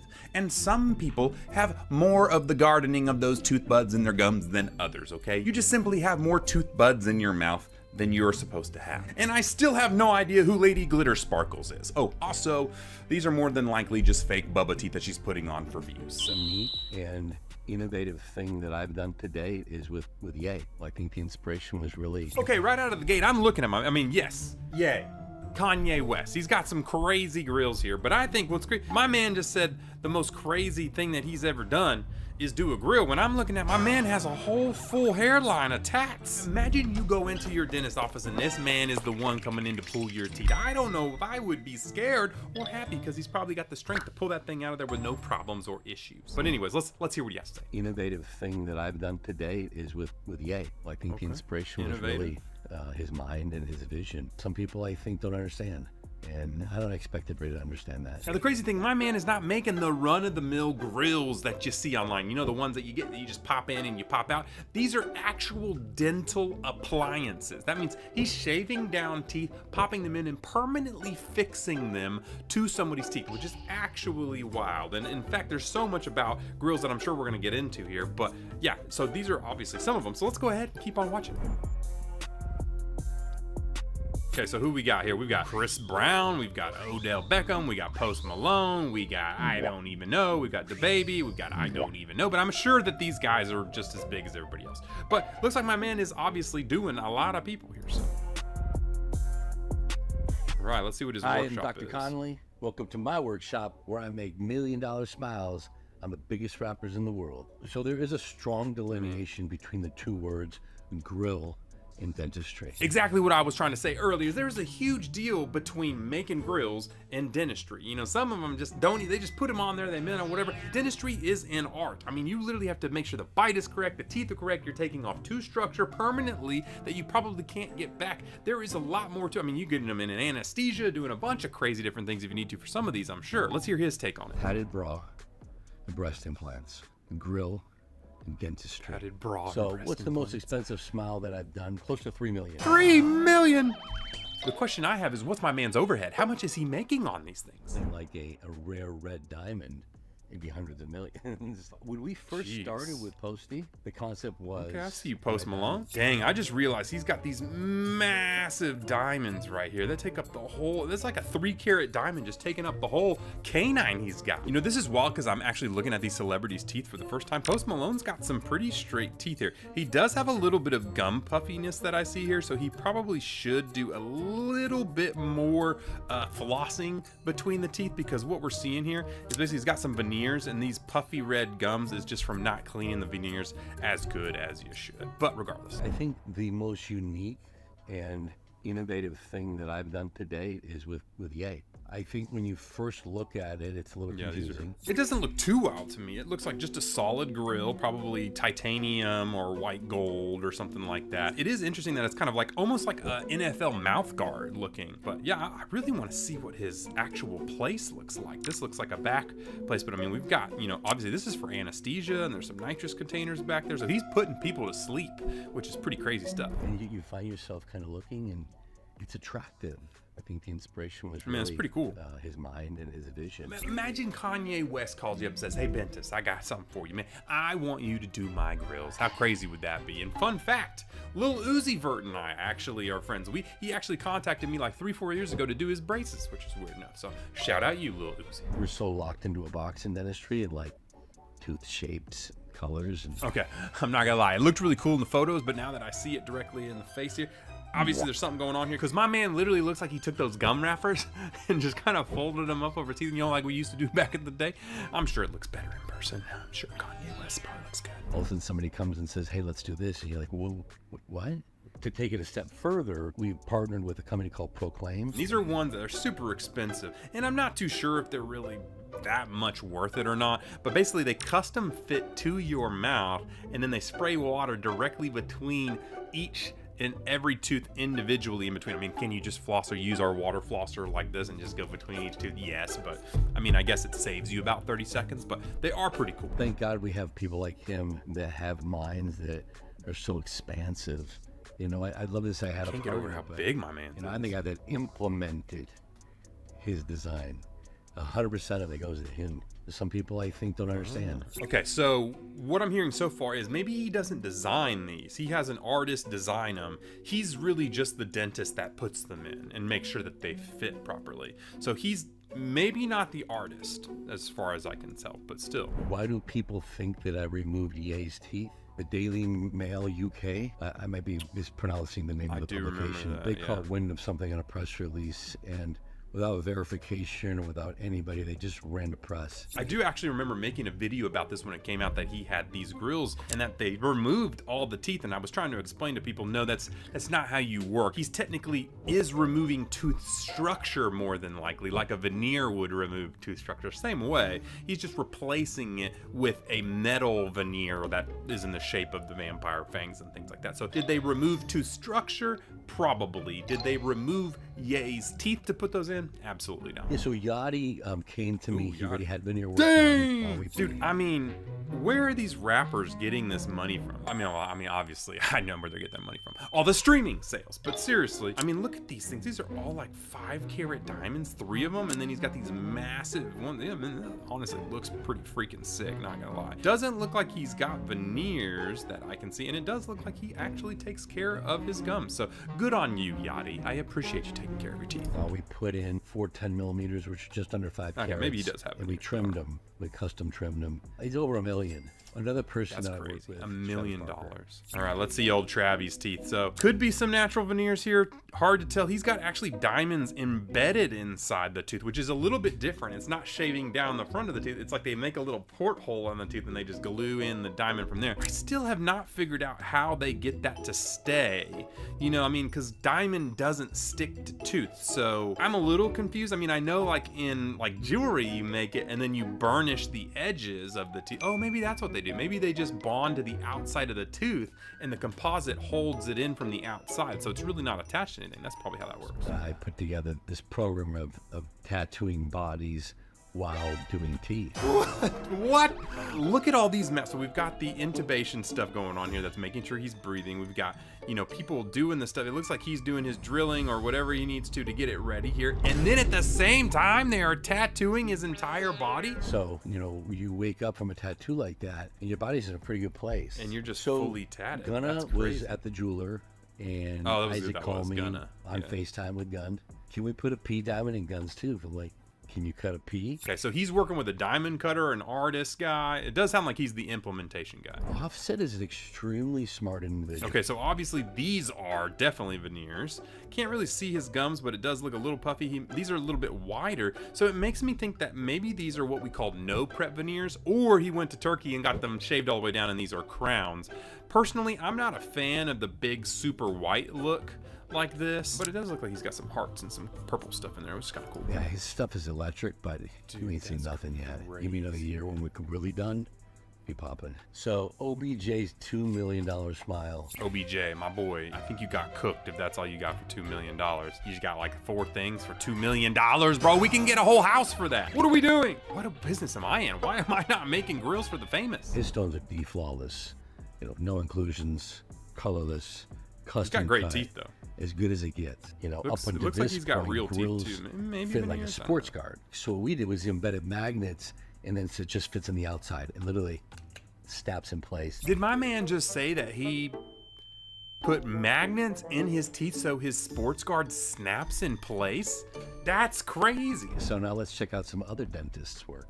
Looking at Trippy Oh, these Red, are other dentists' this work. guy. Okay, so where is the secret group chat of all these dentists putting in grills? Because I want to be a part of that. Why can't I hang out with famous rappers and put grills on them? Can't be that difficult, right? Speaking of which, though, those are wild, like straight up shark teeth. It's a lot of 1s and 4s. Redefined what we can do with grills, the design work, the metal craftsmanship, And then Trippy just kills him with the personality and That his is whole absolutely insane. aura. I love it. Looks like Drake has a, what I would call a rose petal cut diamond. Pretty mild. Doesn't look, these look like real teeth. They don't look like he's got veneers that I see. It looks like he's actually a little bit of a grinder. Funny enough, because he's grinding his teeth a little bit flat here, and you can actually see that wear pattern matches exactly his upper tooth here. Kind of mid, to be honest. Not a fan of just a little random thing. It almost looks like you've just got something between your teeth, and then the more I look at it, I don't know, maybe these two front teeth are veneers, or maybe he had a gap here and he just got it filled. Also, my guy Quavo, again, executed well. Hats off to Johnny Dang. Dang! And, you know, Okay, so he said Johnny Dang. So that's what I figured, because Johnny Dang does a lot of these designings and stuff like that. These are like baguette cut diamonds. These are wild. Holy moly. Now, this looks like a $2 million smile that I would assume, not the other one. look at Lil Wayne here. This looks like permanent dentistry to me. Yeah, also looks like permanent dentistry to me as well, and it's because of how tight they look. Like if it's like way thick out, that's when you know it's not. And it looks like he is doing a little bit better job cleaning his gums, but he does still have a lot of this gum puffiness there. So, Lil Wayne, you could floss a little bit more, okay? Not super hygienic from a dental standpoint. Catches a lot of plaque, catches a lot of debris. Other than that, I love Lil Wayne, and I love Catches a lot of plaque and debris, that's what he was saying. So you gotta love it. Lil Wayne I is actually had a little bit of contact with Gucci Mane. Gucci Mane, I was gonna say, I could tell from the smile right away that's my man Gucci. These are all crowns, it looks like, not veneers. They're fully encircling the entire teeth of the entire mouth, which means he got every single one of his tooth shaved down into nubs and then built back in with these kind of crowns with the diamonds built in. Personally, I mean, if you're gonna do it, do it. I mean, I don't know if I like these little tiny ones. Maybe, let me know down below. Are you a fan of the little diamonds inside the teeth, or do you think the full grill is a better look? I'd probably do it a little bit differently, but I can only imagine the dentist that did the work is doing the best of his ability. That's a nice way of saying it. It's like, I know that he completely messed up your teeth, but your dentist just did it to the best of his ability. My guess is it probably wasn't a US dentist, and it probably may not have even been a dentist as far as I'm concerned. Dentists are only rich because they keep your teeth and they put them under their pillow for the tooth fairy. They're using your loss for their game. Spread the word. There's no way she can't know this. How does she know this? That's what I'm talking about. She's outing us. She's gonna take away everything from us. But for real though, she's not wrong. There is a reason why we keep all your teeth, and it's not because we send it to the tooth fairy to get an extra check in the mail. Because what if I told you that all your dentist friends, they like to pluck little teeth every day long, and then they go ahead and they sneak back to their back room, they get a big old jar of bleach, and they just drop that tooth inside this jar of bleach and they save it. They save it for years. We do it for a reason, because we give them away. Because somebody lucky enough one day will come to our office and say, hey doc, you got any extra teeth? And that person is a new dental student. They're about to go into dental school. And you know what? They need to work on real teeth. But you know what? It's hard to find real teeth because you almost have to have a practice of pulling people's real teeth to be able to acquire these teeth. I get crazy. I get crazy. I get crazy.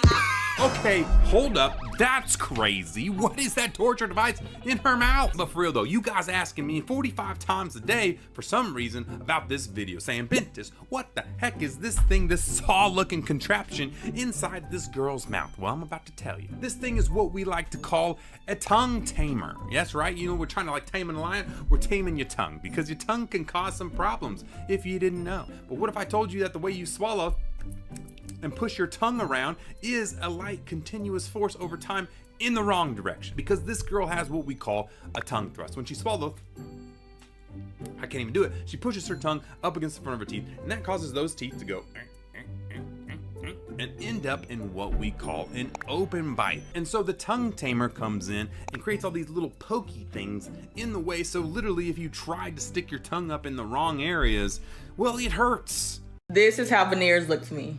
This is how they look to you. I feel like everybody's teeth look the same, just like this. Little squares. I can tell you why they look that way, and let's just say they don't have to. And also, this is another reason why I tell you guys don't even get veneers in the first place if you like the shape of your teeth. And that's because it's really hard to replicate natural tooth structure. And so if you have beautiful, perfect teeth and they're just a little bit crooked, instead of shaving them down and getting them replaced with veneers, just go get some braces or Invisalign. But that, anyways, back to the veneers. So there's a reason why a lot of the ones that you guys have seen online that are getting made fun of, looking like white chiclets and everything, is because, well, they probably didn't get it from a very good source. Because there's different types of veneers, and the ones that you're probably seeing a lot are these resin composite veneers done by people who are not that good at veneers. And that's because a lot of the resins that they use are just one color. They're just white. There is an art to it. And you know, well, just avoid going the cheap route and getting some nasty looking chiclet veneers because they're all too prevalent these days online.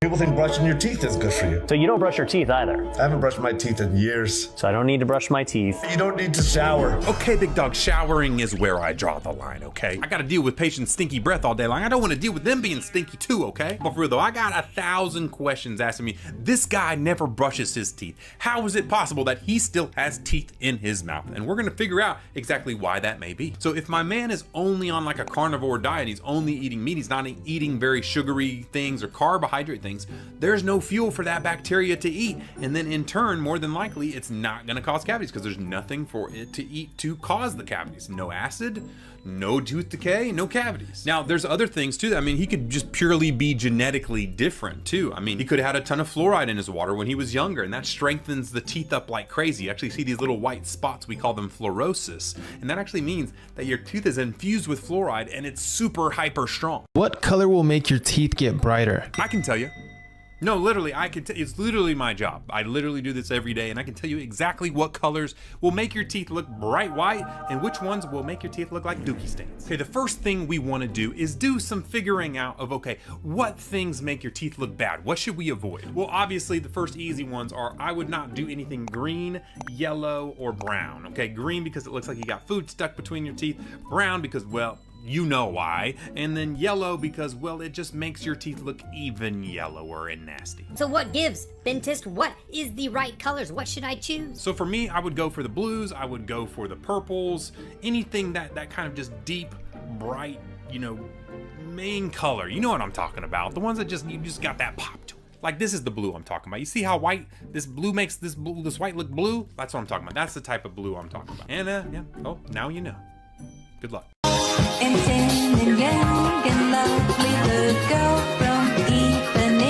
Shut the front door, there's no way. A few moments later. All right, okay, I found some magnets on the fridge. We're gonna test this out. How can I test this out, you say? Because I've still got that dreaded bracket on my teeth 2.5 years later. You know, I don't even know if this is gonna work because braces are made out of like an alloy, and I don't even know if they're made of enough stainless steel or anything to actually bond to. So we're gonna give it a shot. I'm gonna start with the big one here, and we're gonna see exactly what we've got here.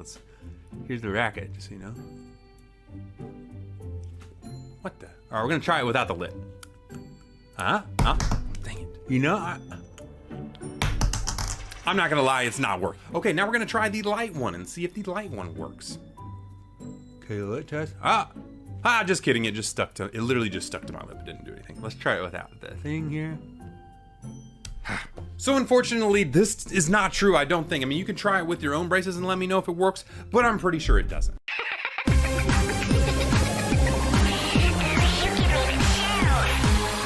They're scamming you. That's right, this company, HiSmile, has been scamming you guys for so long, and now that I'm seeing these ads starting to go around the web again, I think it's time to do my public service announcement once more. I mean, where do I even start with this company? First, we have their V34 color corrector, which yes, I have had it, we've tried it, we've made videos, it's crap. It doesn't work. And what really just makes me mad is their blatant use of false advertisement. It's illegal in America, by the way. I don't know how they haven't gotten sued for this. But anyways, what they do is they purposely Photoshop and manipulate the photos to make them look like the yellow is magically turning white with post-production. And even their employees have came out to me and told me that they don't like the way that they do this because they think it's unethical. So, false blatant advertisement? Check. Crappy products that don't work with some marketing buzzwords to make you think that they do? Check. 3, scamming you and skimming you on as much, amounts are in there, but you're only getting half of that? Check. All right, you guys tagged me a ton in this, said this was super cool. It's apparently a doctor who was a dad and he wanted to make some fake braces for his kid. So this is the first step. This is what we call an alginate mold. Now, we don't have to do this as much anymore. We take digital scans, but this is the old school way to do it, and this is the old school way to make the mold out of plaster. So you saw him vibrating to make sure we're getting rid of all those air bubbles. Now we're heating up the retainer material to suck it down. As you can see, as it turns, that air is gonna suck it down into a retainer. Now, normally the way I made this originally was I super glued these to the teeth, and this guy is super smart. He's actually heating up the brackets so they're so hot that they melt and infuse into the retainer itself, which I think was actually a super smart thing. I don't know why I didn't think about that.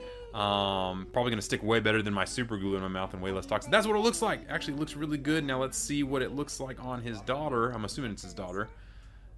Man, I need to offer this as like a business, making fake retainers for people. This would be great. I'm like that. It looks so good.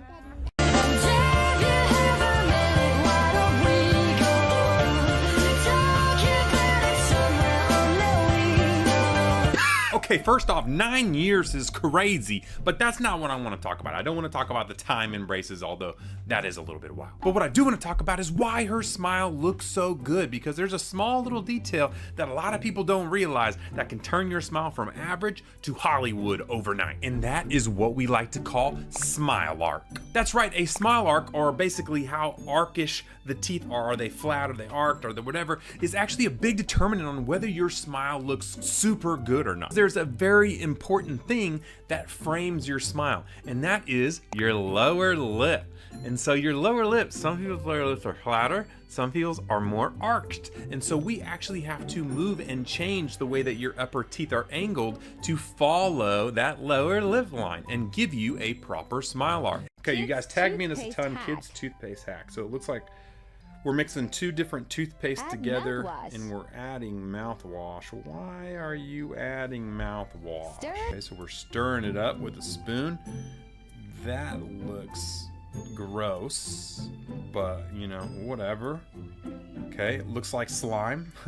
And now we're putting in, okay, so this is a big, and we're gonna add more mouthwash. What is she doing now? She's adding more mouthwash to it. One of the big things about a tube that you don't know is it has layers to hold in gas from being released, and also so that light can't get in. So the fact that she just took all this toothpaste out of its protective gas barriers, and as well as that the light can see it and break down the toothpaste, she put it into a clear little glass bottle. That means that her toothpaste is probably going to go bad in like a week or two, just because there's nothing protecting it from light just denaturing it and breaking it down. Look, they're gonna be like, no gum, no ice, no this, no like, but girl, eat what you want. You just gotta know how to eat it. The crazy part is I 120% get what she's trying to say. You just kind of gotta know how to eat with braces, and you can get away with a lot.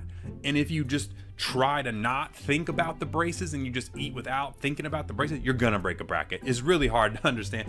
Kind of hard to explain it to you guys. Maybe she's got something further. Maybe she's gonna explain a little bit further. Let's go ahead and keep watching. If you're gonna chew ice, don't be in that bitch, like you're gonna break a bracket. That is what I'm talking. That's exactly what I'm trying to talk about. You can't just be like, because if you just bite with no regard for human decency, you're gonna break a bracket, okay? They're only on there with a little bit of glue, okay? If you come in with an upward force on it really hard, it's gonna shear that bracket off, okay? So yeah, what she said, you just gotta know, you gotta just know. That's the best I got on this one. And where down we This shirt is right, we're gonna need a bigger burger. How is it possible that this man's can eat a burger this big without dislocating his jaw? Well, let's try and figure it out together. You see, your jaw is actually a ball and socket joint. And you have this little upper jaw, little socket here, your lower jaw, the condyle sits up in there, and when you open your mouth, it comes up a little bit and closes back down. So it is hard to open up super big and not have something dislocate. So in his, he has a couple very cool things that are going on here. One, the anatomy of his jaw and his socket is allowing him to open up really large without popping out of socket. So that's one thing. Two, that means his ligaments are very tight and his musculature is actually very loose. So his muscles are very flexible while his ligaments are tight. Where most people, your muscles are tight and your ligaments are loose. And the reason why your muscles are tight is because they're trying to stop your jaw from coming out of socket. 24 hours before I take my braces off. 12 hours before I take my braces off. 6 hours before I take my braces off. 4 hours before I take my braces off. 2 hours before I take my braces off. 1 hour before I take my braces off.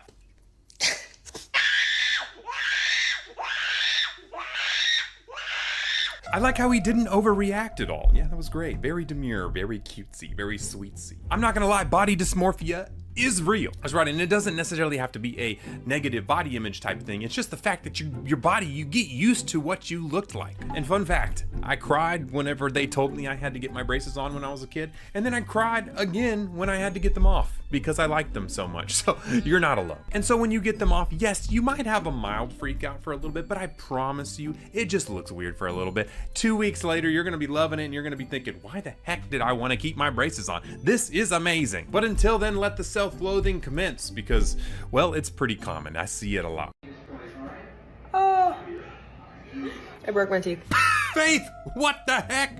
You just got those and you've already broken. What's going on? For those that don't know, Faith is someone who lost all of her teeth and was in dentures for a really long time. And then finally, she was able to get some implant supported dentures. And implant supported dentures is basically where we have like multiple implants, 1, 2, 3, inside your upper jaw and your lower jaw. And then your dentures basically snap on and screw in to those implants. So Pentis, I don't care about implant supported dentures. I want to know why her teeth are doing a 360 inside of her mouth. Well, welcome to the world of temporary restorations. Because you see, what she had in her mouth is actually what we call a temporary. It wasn't the real deal. It was actually something that was going to be in place until the real ones got made for the lab, and then they put those things in. And unfortunately, these implant supported dentures are only supported by a couple different area points there, so there can be some weak points, especially if you're just making a set of temporaries. I actually had my wisdom teeth removed when I was 20. I had no idea. The insurance company had a $5,000 reward for removing my wisdom teeth. And then I learned about how your wisdom teeth are connected to your heart. So there's actually no reason to remove the wisdom teeth. They actually just pulled them out so they could get from the and then mess with your meridian line. Where do we unpack this one? First off, I don't think anybody's ever told me that I have a $5,000 reward to go pull wisdom teeth, or else I'd be pulling wisdom teeth every other day. I'm telling you what. So when we tell you to get your wisdom teeth out, it's not just because we're trying to get some free $5,000, lottery pick from the insurance company. Now, oral surgeons, that is their kind of main job. That's how they make their money. They take wisdom teeth out, but they get referred by dentists and orthodontists and periodontists. I don't make any money from referring people to get their wisdom teeth out. I don't get anything for it. I'm just doing it because I've seen the nastiness that can come from leaving an impacted wisdom tooth in. So if you have those things and your dentist tells you to get them out. All right, here we go. She's putting on, well, at least she's got etchant. By the way, I'm gonna pause it right here. That blue etchant is actually really dangerous. It's like phosphoric acid, 37% usually. And so if you get this on your skin, it will actually burn it and cause scars. So the fact that she's just kind of willy-nilly throwing this stuff on there, you gotta be really careful, because that's why we have dental suction. We have the water and air and everything to make sure we get it off the teeth without it touching anything. I'm assuming she's probably just gonna try and rinse it out of her mouth with water, and just so you know, that can be kind of dangerous if you're trying to do this stuff. But let's continue. All right, so she's brushing it with something. That's fine. Okay, now she's got the... Okay, now we're skipping through a lot of steps here. Okay, so the first step is you've got to put on this little primer. Okay, so this primer is this stuff that goes on after the etchant. Okay, and then you light cure that, and that creates the glue between the tooth and the bracket. And then you put the glue she showed on the bracket, and then the bracket on the tooth. So she is lighting it here. Let's see how it goes. Okay, she's brushing her teeth there on. Now the problem is if because she didn't put the primer on there, I mean, I saw she had the bottle, so I'm assuming maybe she did it. Well, they're not gonna stick very good if you don't have that primer, but let's assume she did the primer. Let's see what we got. Okay, so the first crazy thing that shows me is that her bracket placements are way off. If you guys don't know, when you put a bracket, you want it to be exactly inside the middle of your tooth so that that tooth can go up, down, in, out. And the way that her bracket is, like this one on the upper left one that's blue here, it's actually turned like this on a straight tooth. And so if she puts a wire in there, that tooth is just gonna go, and it's gonna crisscross and go crazy. Another one is down here on this lower canine. You can see that her canine is way lower than it is, and she's got the bracket running perfectly across, which means that tooth's not gonna come up or anything at all. The second crazy thing is I don't see a wire at all. Okay, so if there's no wire, those teeth aren't moving or doing anything. All they're gonna do is go like this, which is gonna really be kind of nasty. And then the third thing is she put power chain on right out of the gate, putting in this very dangerous thing to do, especially with no wire. What her teeth are gonna do are absolutely dump in on each other and start crowding up and going inward, because that force of the power chain is to constrict, but you're supposed to only use a very strong wire in your mouth to hold your teeth steady so that your teeth do this versus this. So overall, just a lot of things I wouldn't do here. Dangerously putting on etchant and stuff without an evacuation system beyond your teeth, putting power chains on right out of the gate, putting the brackets on in the wrong spots, and having no wire all means that basically all she is doing is harming her teeth. So I know you see stuff like this on the interwebs and you think it's cool, but there's a reason why we went through a lot of school and spent a lot of cash out of our pockets to become orthodontists, and it's definitely not to ruin our teeth like this. And if we look at the comments, we actually see two different conflicting opinions here. here. One says, y'all mad, she did it right, I don't care. Y'all always got a problem with somebody else on this app doing something with their life. Well, I do have a problem with people hurting their teeth, and no, she did not do it right. As you just told, I just told you all the things she did wrong. And then somebody else said, power chains on crowded teeth will make them worse. Well, at least we have some people looking out. They probably watch my videos and subscribe and follow. You know what I'm saying? You should do that. Okay, this next one is absolutely crazy. It was a young kid who actually had jaw surgery, and well, I would tell you more, but I think I'd rather just show you because it gets intense. Let's check this out. I barely got any sleep last night, and my braces, I keep cutting the inside of my mouth even though it's swollen and sensitive. Whoa! Holy moly, I did not expect this right out of the gate. What we're seeing here, if you take a look at this in the beginning, this person has a lot of swelling. You see the bruising, you see the yellowness, you see all the stuff going on the face, and that's because this person underwent a jaw surgery, specifically a double jaw surgery. And unfortunately, when you do that, you're cutting through bone, you're pulling things around, you're cutting things up, and yes, this guy unfortunately had a very, very big response showing all that. So I can imagine how much pain this kid is in. And the other thing was, he said his braces keep cutting the inside of his mouth and they're swollen and sensitive. So imagine getting cut open, stitches everywhere, all this swelling, and then you've got these rough braces pushing and hitting on all these cuts and sores. Oh my gosh, this man must be having a rough time. Let's see what the rest of the video, what he says. And it hurts so bad. Listen, I hate seeing people like this, and this is not normal. For people out there that are getting double jaw surgeries, listen, it's a big surgery. It's a big thing you're doing. You're moving your jaws around. You can go from this to straight. You can go from big overbites to underbites. This person's jaw was moved around. A lot of crazy things happen. He's probably wired shut on all of these different things. But that being said, this will pass. Time will go on. The swelling will go away, and then he will have what's a long-lasting result. Now, I don't know what this kid looked like prior to this, but I can tell you it was probably way worse. Jaw-wise, if I had a huge underbite like this or something like this. So I know it is crazy. I know it's something you got to deal with, but I promise you it will get better. And I see a lot of people in the comments saying, I don't want to get braces anymore. And someone said, no, my mom said I'm getting braces. But you've got to understand, this is not from braces. This is from a double jaw surgery, okay? Braces align the teeth. This person had a big jaw issue. They literally broke the jaw, moved one jaw, broke a jaw, moved a jaw forward, which I don't even know if you guys know. This is what it looks like, a Lefort 1-2 osteotomy. It's like they literally cut the jaw off the bone, pull it off, and drag it forward and screw it all with like plates and stuff closed. It's pretty wild stuff. So what will happen from here is this guy will basically heal up over the next couple weeks and then have to go back through the final stages of braces just to detail everything out and get it all closed up. But no, this is not for braces. This is something that is from a major jaw surgery, and it only happens a little bit. So don't worry too much about it. Okay, this next one is actually a girl who has a rare tooth disease, something that you don't see very often. So we're gonna go ahead and take a look and see what she has to say. I got my dad's face card, but also this rare tooth condition. Oh my gosh, I see it. I'm gonna pause it right there. You can see it, it happens so quickly, and I know exactly what that is from the moment I see it, and not just because it's on the screen saying it, but this is exactly right. Dentogenesis imperfecta type 2. Now, dentist, what the heck is dentogenesis imperfecta? Well, your teeth are made of two different layers. Well, three technically if you include the pulp. The outer enamel layer, the inside softer dentin layer, and the pulp. Now, in dentogenesis imperfecta, the dentin or inside layer completely is misformed. It's formed the wrong way, that there's not enough of it, or it's made up of this soft gunky stuff. And so what it is the inside of your tooth is really where your main coloring looks like. So, you know, we see yellow, we see white, we things like that. Well, enamel, the outer layer, is actually clear like a lens. And so when you see through, you see the inner layer of dentin that you're seeing. And that's how teeth are more yellow or whiter or whatever it is. And sometimes if you whiten too much, you can actually see the enamel will turn clear on you a little bit. And so when you look at her teeth, it's a very dark gray, even bluish tint sometimes, because the inside of her tooth is malformed. It's not that nice yellow dentin. It's actually this malformed gray white dentin. Now, in these cases, the enamel can chip off, the teeth can break. She's gonna have to probably get a lot of crowns and things like that in the future to fix this, because these teeth just tend to break down over time. They're not very sturdy. Now, the other thing that I get questioned on here was, what is type 2? What's the difference between type 1 and type 2? Well, it's a genetic disease, right? And so in type type 1,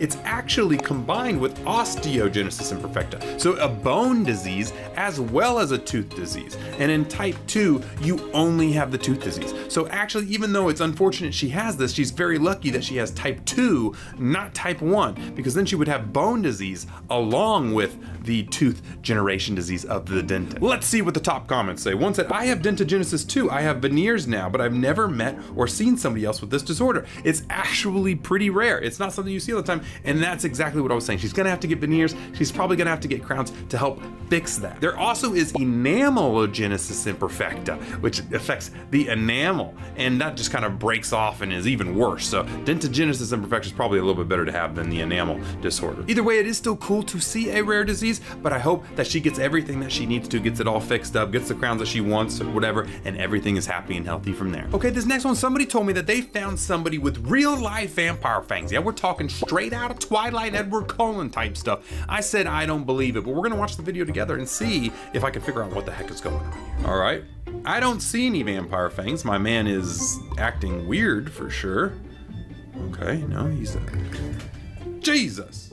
Those things just popped out of nowhere on me. Okay, all right, my man is either really good at editing or sleight of hand. I am so confusion here. Okay, so when he closes his mouth, I can see he kind of does this. And so I'm assuming maybe he had some like fake ones hiding up here, but that doesn't really explain much. Let's continue looking. When he bit down, it was kind of weird. Oh my gosh, let's see here.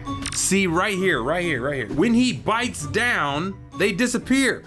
When he bites down for just a split second in the middle of the video, those fangs disappear. And then you can see they just magically come back like a frame later. My guess, unfortunately, is that this is just editing, because I'm thinking that there's no way that that's real. He's probably got some fake ones that he put on and did some morph edit or something, because those are actually pretty well done though, I'm not gonna lie. I mean, honestly, good job. But yeah, right there, when he goes from taking it, he sees it, and then he bites down and they're gone. My man, I don't know what you did, but you're fooling me. Let's see what the comments say. The first one was really up there. You are really very good at editing. Someone else is even out here roasting him, saying, I haven't seen any vampires with bad eyesight in movies. That's true, I've never seen a vampire with glasses before. And then the third one is actually something I didn't even think about. AI. With the advent of AI, it's increasingly difficult to believe anything online. This man could have just used a video editor, one of those new ones going out. VO3 is wow, by the way. You can just tell it to add vampire fangs on it. Maybe that's what he did the whole time. Maybe this is all just an AI video. Doesn't mean that I don't want them, because I think that would be sick to just be able to pop out. You know what I've got? I've got canines that I've completely ground flat because I'm stressed out all the time and I need a night guard. In this next video, we have a girl who got into a little bit of a predicament. I don't know how she really got into this situation, but I don't know, maybe you guys can help me help her fix it. Let's go ahead and take a look. Help, how do I fix it? What is that? A sucker? Is that a dum-dum? Oh, it's a tongue ring. So this girl somehow got her tongue ring up inside of her bracket braces and needs help knowing how to fix it. Well, I can tell you how to fix it right now. Unscrew the dang thing. Okay, I'm back after looking at it. Apparently she can't unscrew the dang thing because her nails are too long. But let's go ahead and see the comments, see what they have to say. Somebody said, that's why you should try to avoid getting tongue piercings when wearing braces. Well, I actually do 100% agree with that, because tongue rings can cause a lot of problems. They can chip your teeth. They can actually cause gum resorption, actually cause your gums to go away from licking and hitting it all the time. Somebody said, take it out the way you put it in.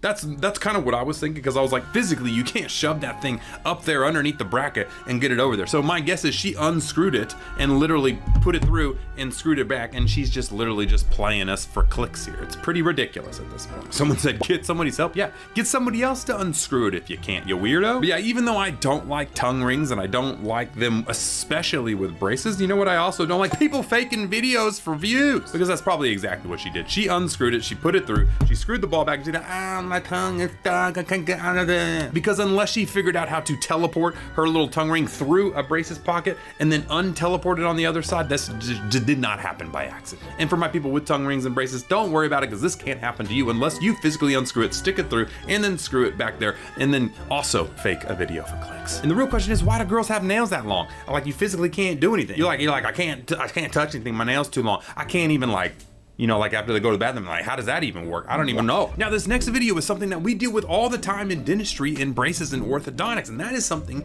we call black triangles. Now, in braces world, we do something to get rid of it, but these guys are going at it a different way. So let's go ahead and take a look at how they solve the dreaded black triangle problem. All right, black triangle closure. Okay, now I'm gonna stop it here. You can actually see exactly what we're talking about here. Now, that arrow is pointing right towards what we call a black triangle. Now, black triangles are from where you don't brush or floss very good, and then your teeth and gums get inflamed. We call that gingivitis. Now, once it's inflamed, the bone really does not like to be around inflammation and pain. And so what that bone does is it will start to dissolve and go downward.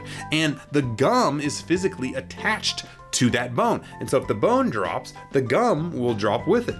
Now, your teeth are triangular shaped and the inside is filled with that gum and bone. And so if it drops and then the gum drops, now all of a sudden you're left with a black triangle.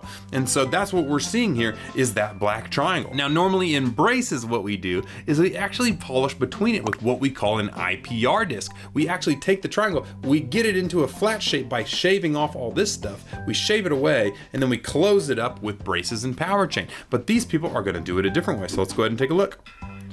All right. Okay, so they're taking measurements here with a probe. All right, I don't know what that does, but maybe that just shows them how much they're gonna have to add. And so they're rubber damming. This is where you have to get all that stuff off. They're gonna start to clean the teeth to make sure it's ready. It looks like they're gonna bond something here. So they're putting that same etchant that we put our braces on. That's the same way we actually do fillings.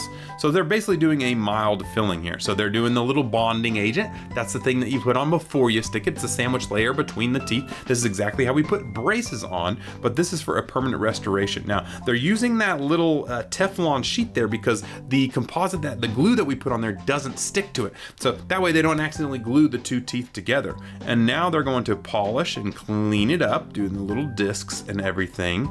And my guess is they just kind of filled in the gap with that. Now they're smoothing it off, and look at that, the closed black triangle result. So that is actually pretty crazy because it's cool to see just how close you can get the color of the filling material to the tooth. You don't even really realize that she's got that. Now, she definitely could have just done this with braces and Invisalign, where you just polish between there and we close it up a little bit. In fact, I've got a couple little black triangles from maybe not brushing and flossing as good as I should have when I was a kid. I'm actually gonna go through Invisalign and fix it up the old school way. But this is definitely a way to do it. The only problem with this is when she whitens her teeth, these areas underneath will be the same color. So you'll see these little yellow triangles in between. So instead of black triangles, she's gonna have yellow triangles. And also it does have a chance to, you know, break off or get infected underneath it, or, you know, there's just problems with fillings that you don't have with the actual tooth structure. So either way, still a pretty good job, and shout out to Dr. Kiki Norman for doing this. It turned out really, really well. All right, this next one is actually really cool because it's something that I've been wanting to talk to you guys about. It's a guy who brings up a really important part about smiling. So let's go ahead and take a look. All right, we got the top smile versus the reals. It is always crazy to me how somebody's real smile is always more and better looking than somebody's tot smile or forced smile. But that being said, what if I told you that I can actually teach you how to smile like a supermodel? Because most of you people are actually smiling completely wrong, and you can watch this and figure out exactly how to smile yourself. Now, there's always a point where somebody's about to smile for pictures and they say cheese, and at that moment comes and a smile comes out. But what smile are you? And then we'll figure out the bad ones. Let's get into the good ones. Now, the number one bad smile that I see is what we actually call a grimace. And this is when you try and show all your teeth. This happens so often, and when we get people out of braces, they smile like this all the time. And a grimace is this. A grimace is when you pull both of your teeth and you try and show all your teeth like this. This is actually, you can be a half grimace, you can be a bottom grimace, or you can be a full grimace, which is something we see all the time. And that is actually not how you're supposed to smile, because you'll see that that's not very natural. This is not a natural movement. So when you're smiling and you're happy, you're just kind of slightly opening your mouth, and your lips are normally smiling in a normal generic way that are following what we call your smile line. And so we can actually teach people this, and we do teach models and people like that to smile this way because it's actually the way that they should be smiling. And so I'm gonna teach you right now how to have the perfect smile. Step one is you actually don't wanna have your teeth touching. So you don't wanna be biting down like this. You actually just wanna be soft, relax with your teeth slightly apart from each other. That's step 1. Now, step 2 is you do want to smile using the corners of there. Okay, you don't want to pull your lip down or pull your lip up. You just want to use the corners and smile upwards like this. Now, the third aspect of it is that you want to take your lower lip and you want it to touch your edges of your top teeth only. So if you think about it, it's just barely touching the whole lower. So you don't want to like push it and roll it on there, just very lightly on there. So what that'll do is it will cause your lower lip to follow your teeth, or what we call your smile arc. You notice it's not like this. You see how our lower lip is down here. You want your lower lip to follow your upper teeth. So if you do those 3 things together, you have a relaxed approach. You follow your lower lip against your upper teeth to get that smile arc, and you pull from the corners, you will have a really nice smile that mimics a lot of your natural smile. And if you want to, you can also kind of make yourself laugh a little bit and then just kind of pause and see where you're at. More than likely, you're gonna be close to that exact same perfect smile arc that I just showed you. Okay, this next one is honestly kind of sad. It's a girl who ran into some issues during her pregnancy, and a lot of people commented me in this, and I felt that this was a very important one for you guys to know, especially if you're pregnant or have somebody pregnant in your life. So let's go ahead and see exactly what her story is and what we need to do to talk about it. I've had a lot of people asking me why and how I don't have teeth at the ripe age of 33. Now, normally when I see these things, it's due to not taking care of your teeth. Sometimes a little bit of drug usage or things like that, especially at this young. But let's see what she says here. Let me tell you, it's because of kids, all right? I was pregnant with my daughters and they took all of the calcium out of my body. Not only did they take the teeth out of my head, but they did help me out a little bit by taking calcium deposits that I had all around my body, like in my fingers and in my toes and in my knees. Okay, lot to unpack here. So basically what she's saying is that she lost all of her teeth because she was pregnant. Now, people believe pretty inherently that babies do remove calcium from their body and take from them. And that's actually true because you see, babies do need calcium. They're growing bones just like that. Now, normally they get this calcium from the mother's diet, but if the mother does not have a good calcium sufficient diet, they actually will pull calcium from their bone centers. Now, where this gets a little mixed up is that they also believe that they pull it from their teeth, and that is actually not true at all because there's not really calcium in the teeth that pulls from. They pull from the bones, not the teeth. And even though there is some calcium in the teeth, enamel is really hard and resistant to calcium leaching because it is super important for your teeth to stay hard and brittle and stuff. So the research studies that I've seen show that there really isn't any pulling of the calcium from the teeth per se when you have kids. But the real question probably dives a little bit deeper, and unfortunately a lot of the times these people don't want to take responsibility for that side, and so they blame it on the babies. Now, I'm not saying this girl's a situation, maybe she has some crazy, I'm not gonna put anything on her, but I'm telling you in general, it's not really the baby. It could have been a lot of other factors though in the pregnancy that could have caused that issue. Now, one thing we see hormonal changes in pregnancy, and so what that can cause is a little more inflammation and plaque buildup and gunk and stuff like that on your teeth. And if you're not cleaning very well, brushing and flossing twice a day, well, you're more prone to cavities at that time. Another thing we see is morning sickness. They throw up a lot. That causes very high acidic levels to go into your mouth and weaken that enamel, making it even easier if you're not brushing and flossing. Another thing is when you're pregnant, you're craving a lot of food. Normally you're eating a lot of sugary, snacky, carbohydrate-y type things, and also you're pretty tired sometimes. So if you're eating a lot of sugary stuff and then you're too tired to brush your teeth at night, that can cause some issues too. So I think you guys are kind of getting what I'm putting up and putting down here is really, it just comes down to not taking care of your teeth. And so with the hormonal changes, you're fatigued, you're tired, you're eating all these snacks, you're causing more inflammation. Yeah, you're probably gonna miss some days of brushing your teeth. And if you do too much, you're gonna get decay just like everybody else. In fact, you're probably more prone to getting it when you're pregnant. But for those scared saying, oh no, I don't wanna get pregnant now because I'm gonna lose all my teeth, that's just purely not true. If you brush your teeth, you take care of them, and you floss them twice a day, I don't care how many babies you're pregnant with, you are not going to lose your teeth. They're not gonna go bad and you're not gonna have any issues with it. But in her case, more than likely, she didn't take care of her teeth. Maybe she had some cavities beforehand. The pregnancy, the hormonal changes, the fatigue, the snacking, all that included, built up on her, and she ended up really causing to damage a lot of her teeth. But let's continue with her video. I initially went to the dentist a few years ago. I went to Aspen Dental and they told me that it was going to be $28,000 to fix my teeth. I did not have insurance at the time, so I told them to yank those suckers out. So she had a lot of decay, is what basically we saw here. They said, hey, to fix this, we need to do crowns on everything. We need to do all this stuff. So it's going to cost you $28,000, and that is a lot of money, and more than, they're probably talking about implants, they're probably talking about crowns and root canals and all these different types of things. And unfortunately, this is a situation I see all the time where people just don't have the money to do something, and then they end up saying, you know what, I don't have the money for this, just yank them all out. And that is absolutely the worst idea in the world that you could do, because once those teeth are gone, you are gonna regret it. Because I tell you, I would say 99.99999% out of 100, once they pull all their teeth and go into dentures, they regret it to the fullest, because you don't realize how much you use these suckers, and just the feeling of having teeth missing that, how much it helps. But let's see where her story went. That is unfortunate that she got all those pulled though. I would have definitely tried to keep them, or at least got one tooth fixed at a time, trying to save every single tooth if possible. I did end up having a bad feeling about Aspen Dental after the fact, and I went to a different dentist and they're like, yeah, no, you shouldn't have had them pulled. Yeah. We could have done better. Are you fucking kidding me? Yeah, now that's also unfortunate, and that's why I try and stay away from these corporate dentist chains, because a lot of them just kind of try and maximize profit and maybe don't care as much. Not saying all of them do, but you know, if you're in a corporate situation, a lot of these are backed by private equity groups and they just want to make money, and they could really care less about the patient. And so always, if you feel something is weird or a major life issue like that, get multiple opinions until you find someone you really wholeheartedly trust before you make a big decision like taking all your teeth out. I have been consistently losing weight over the past 3 years because I can't eat shit.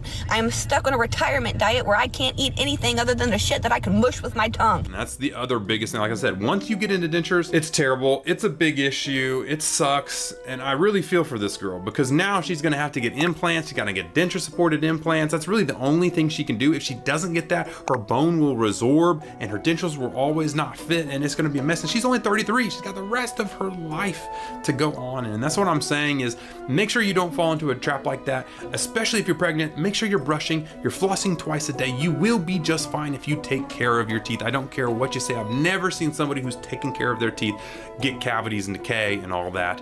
It's almost always just because they're lying to you. They haven't taken care of them. They're not brushing and flossing twice a day. They're not taking care of it. And then yes, you're in situations sometimes like pregnant or embraces or things like that that make it even more proper to do that. And even still, somebody might get a small cavity between their teeth, but you're definitely not going to get cavities enough on every single tooth in your entire mouth just because they're pregnant if you're taking care of them. And this last one is another magic secret whitening hat that somebody said they tagged me, and I get tagged in all these all the time saying, Bentis, you gotta look at this one. This whitened his teeth instantly. You gotta see it. Please tell me if it's real or if it's fake. And that's exactly what I'm gonna do. And what if I told you that this one might actually be real and fake at the same time?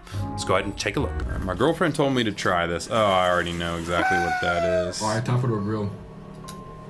Holy shit. Okay, first off, let's take a look at the picture. I mean, when you look at it, you see the yellow there. He's very yellow and very white up top. So obviously there is some differences there. So let's see if there's anything else crazy I'm missing here. These are literally veneers in a bottle. These were my teeth a couple months ago, and these were my teeth like 3 weeks ago. These are my teeth now. If you guys haven't tried this stuff out, this is the— Ow!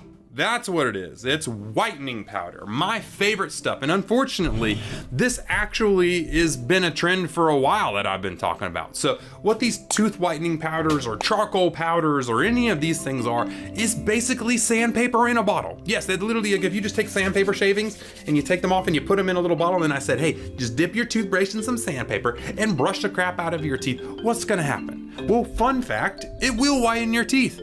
For a little bit. It's actually going to rip off the stain of the outer layer of the enamel. And I don't know if you heard that or not, but it's going to rip off the outer layer of your enamel, getting rid of some of that stain at first, but then over time, it's going to rip off so much enamel that it's going to cause hypersensitivity, and it's also going to make your teeth yellower over time because you're removing down the enamel protective layer, and then you'll be able to see the dentin more and more and more. Now, the funniest thing about these is that if you look back at his before and afters, you can actually see the trick that all these guys play, and they always do this. If you look at the same exact picture there, oh, that's weird, one's super yellow, one's super white. But then when you look at his lips, his lips are yellow and his lips are normal over there. And that's because they add these yellow filters over the top. He could have just like literally just brushed with turmeric and spit it out and then just been like, oh, look how yellow my teeth are. Because if you ever seen someone brush with turmeric, that's what it looks like. I've seen people like put yellow, a highlighter on their teeth to make them look yellow. Basically, guys, whitening is not a secret science. It's really easy. You use hydrogen peroxide. It doesn't have to be anything else.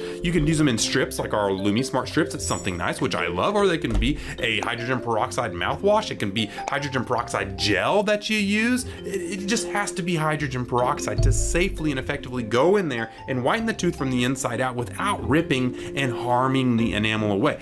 I would stay away from tooth powders like this, charcoal tooth powders, whitening powders, any type of powders. I really, really hate because they're very, very high on the RDA, or the relative dentin abrasion limit, which means that they're going to polish and rip off your enamel. And more than likely, this guy's just trying to sell a product on TikTok Shop or something like that.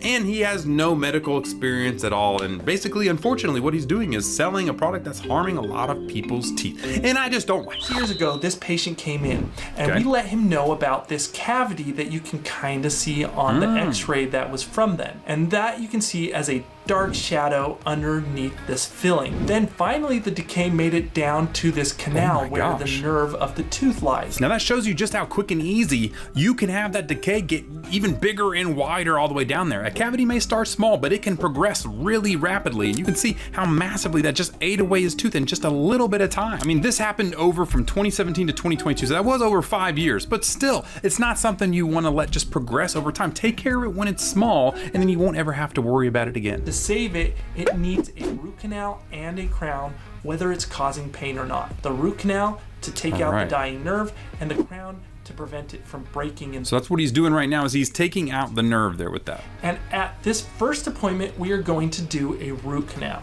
To start, we put this rubber barrier or dam on the tooth. The rubber barrier is made to isolate the tooth, so what is in your mouth doesn't get in the tooth while doing the root canal, and what is in your tooth doesn't get in your mouth. And when I tell you these are annoying to place, and they're kind of satisfying too, but usually these little hole punches and you punch out all the teeth, and then you use this clamp to open it up, and then normally you can pop it over all the other teeth. It looks like he's doing a single rubber dam treatment where he's only doing the one hole on that one tooth, so everything else is hidden away. And that's because we don't want bacteria, we don't want stuff, we don't get nastiness to get in there and affect the area we're trying to keep clean, because we're trying to take the infection out, not let it continue to be infected. Once the barrier is on, the next step is to make an opening in the tooth's upper portion. So now he's drilling up in there. He's using what we call a diamond burr. We call this hole an access opening because this gives us access to the canals we will see in just a moment. The access opening needs to be wide enough to gain access to every canal in the tooth and remove all the decay. If it's too wide, the tooth can become excessively weakened by this opening and fracture if the opening is too broad. And it can get really, really big. In fact, that is the reason for needing a crown in the first place after a root canal. The crown, you'll see, will sit around the tooth and prevent it from breaking. Now this is really interesting because you're seeing the red stuff, we'll call it red stuff, come out of the tooth, and that means that you have gone down into the pulp or the nerve of the tooth. Now normally when you're doing a cavity filling, there is no red stuff, and that's because you're staying away from the nerve, but his has gotten so deep that he needs a root canal because it's all the way inside the nerve, and so you're seeing that redness. In this case, this tooth has so much decay, as you will see, that opening is quite large for this tooth. So he's cleaning that out. Oh no, he's actually injecting into it. That's insane. Quite big. And the opening for this tooth is pretty big for this size of a tooth. Now something that you might see here is this mushy consistency coming out. That mushiness or flakiness is decay when it comes out when using my slow speed hand piece drill. It's actually the consistency of cottage cheese, or like a kind of a hard, dry aged cheese. It just kind of flakes off. Normal healthy enamel is very smooth and glassy, so that's how we can tell the difference when we're drilling into your teeth. Okay, so now that we've done the opening, he's gonna start filing now and going in with these rotary files. Those canals will present themselves as small holes in the tooth's floor. We find the holes using a long pointy metal instrument called an endo explorer. When you find a canal, this tip will slightly stick in the canal, and when you try and pull it out, you'll feel that kind of tug back or stickiness. Yeah, man, this thing is going crazy. It must be really infected to be able to go that craziness. And what he's trying to say is, so the first thing is to initially get the top of the tooth out, and now we need to clean down inside the roots of the teeth, where all of that nerve goes down in, because that's the root, is the root canal. That's why we're doing the cleaning of the root canal. All the canals can be quite challenging, as these canals constrict and calcify and become smaller in time. So especially for older patients, these canals can become really small. Okay, now that they've gotten the nastiness out of there, now we're going to go ahead and start cleaning the inside and really shaping and smoothing out the walls of the canal. If this blood supply in the center of the tooth dies, your body has no way to fight infection, so infection will easily get into these canals. So the reason we're doing a root canal is because infection got into them, and now to prevent it from coming back, we have to seal off the canals from future bacteria. And fun fact, he's actually using bleach there to go ahead and clean out those. You saw him injecting those little bleach area there. Mechanical files that you've seen. Sometimes the nerve from the tooth wraps around the file instead of getting torn into shreds.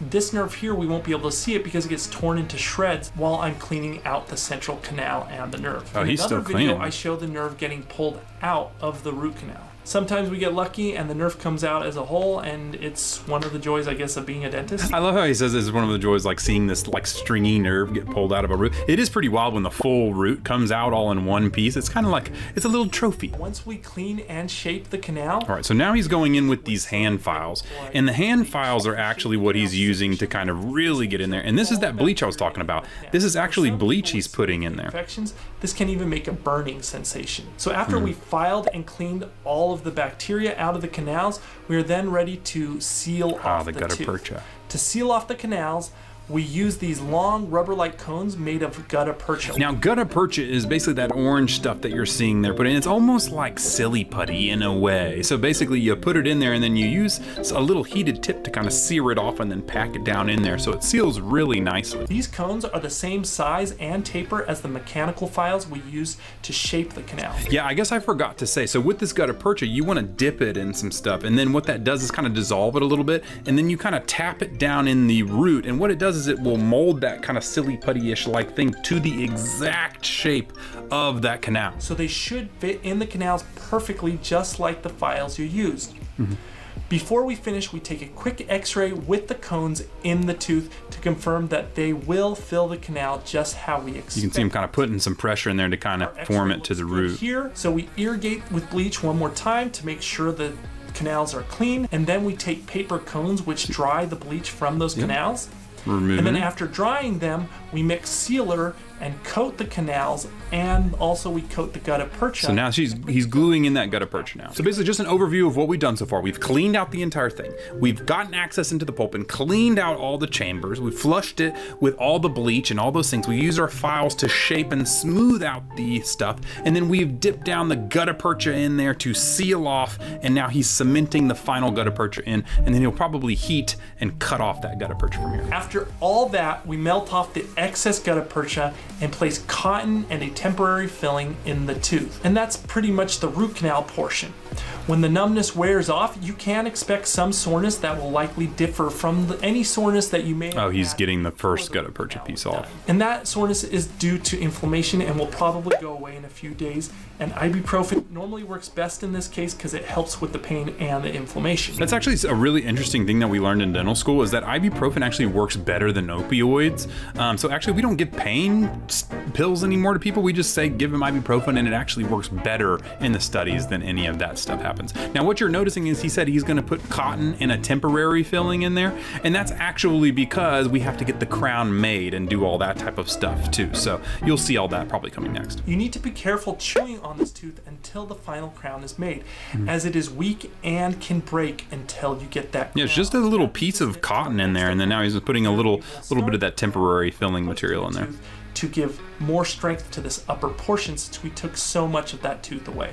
Here we are at the next appointment, usually between 2 and 14 days later. So what he did there just now, you didn't see, was he gave them an injection back here in this area that connects to this nerve, and that nerve will go all the way down here and basically numb up that whole quadrant of the mouth. So now he's going to go actually do the crown preparation of what we call, which is where you remove the tooth structure to get ready for the crown, because you can't just put a crown on top of a tooth. You actually have to take away the tooth tooth structure to be able to replace it with another type of tooth structure, which is the crown material. We start by removing the temporary filling from the tooth until we expose the beginning of the filled root canals. To give strength to the upper portion, remember we had that cotton ball in there before, so now he's going to pull that cotton ball out to the stronger root portion of the tooth. There you go. Otherwise, the crown would likely break. And that's what the inside of it looks like. It looks kind of gunky and nasty here, but you can actually, here's a picture of what a cleaned out inside root canal looks like, and you can see the root canals themselves all cleaned out. So we start by giving the tooth a post. If I zoom in here, you can see on this screen the top of the root. Oh yeah, there we go. Yeah, that's great. So you can see this root canal right here like this. And his tooth had basically came off. I was trying to figure out what this was. This is actually gum tissue. And it's because the whole side of this tooth is basically gone. It's crazy how much that tooth is gone. And I'm going to go into the canal and remove a lot of that filled canal with this long straight drill. So with this drill, so he's putting a post in, which is a metal rod basically that will go in there and screw in there to basically become a structured portion for that filling to make it look a little bit better. What that tooth looks like with the upper portion of the root canal drilled out. What we're doing here is I'm taking a fiber post that we will use to fill the Okay, so they're using fiber, not steel. And I'm just kind of sizing it to see what size I want in the canal and upper portion of the tooth. I use fiber posts because the older metal posts commonly fracture the root over time, and these fiber posts, because metal can expand and contract. So this post fits nice now, and we're going to bond it into place. To get a strong bond, we etch the tooth surface, then we place the bond in the tooth with this brush. You've probably seen this etchant, and what we do is we etch the tooth. That's what that pink stuff is. You've probably seen it on braces and stuff. That's the blue gunk. And what that does is it basically kind of cures the enamel tubules to kind of open them up so that things can get in there and kind of almost like Velcro stick inside the tooth and bond to it. Then we use a light to set that bond, as well as a chemical we use to set the bond down in the canal where the light can't reach. This next material we use is called core paste. It fills up the bulk of the tooth and also bonds the posts that we are going to put in now. So you see this post fits into the canal, and we use this bulk fill, which is resin that flows around the post and fills up the majority of the missing portion of the tooth. We then use my little dental explorer to try and open any air bubbles that might have formed while we were filling it up. We do find one, and maybe you can see here where I put the explorer in, it kind of opens up one of those air bubbles. Once that air bubble is opened up, we fill that void with more of the core paste. Then we take that curing light, and this again will set the post and bulk filling into place in just a few seconds. Now remember, this is appointment number 2. Okay, so this is the second appointment this person's gone through. Core paste will also just kind of set on its own if the light doesn't do all of it. But the light is good to kind of get things going because we have a lot of work to do during this appointment. Now we have a stronger upper crown portion of the tooth firmly anchored to a post to the lower root portion of the tooth. Now what you see now is he's starting the crown preparation, and that is where he's using a diamond burr to literally take off all the tooth structure we talked about to get ready for the crown. So the next step is to drill 1.5 millimeters to 2 millimeters in every direction around the circumference of the tooth. We file the tooth down because eventually the crown is going to fill in this space we are drilling out now. And you can see that the difference in the color there, where this is white, this is yellow, that's because this is the inner dentin layer, this is the outer enamel layer. So this is what we try and protect and try and not remove. But in a case of a crown, you gotta remove it. I am not aimlessly drilling.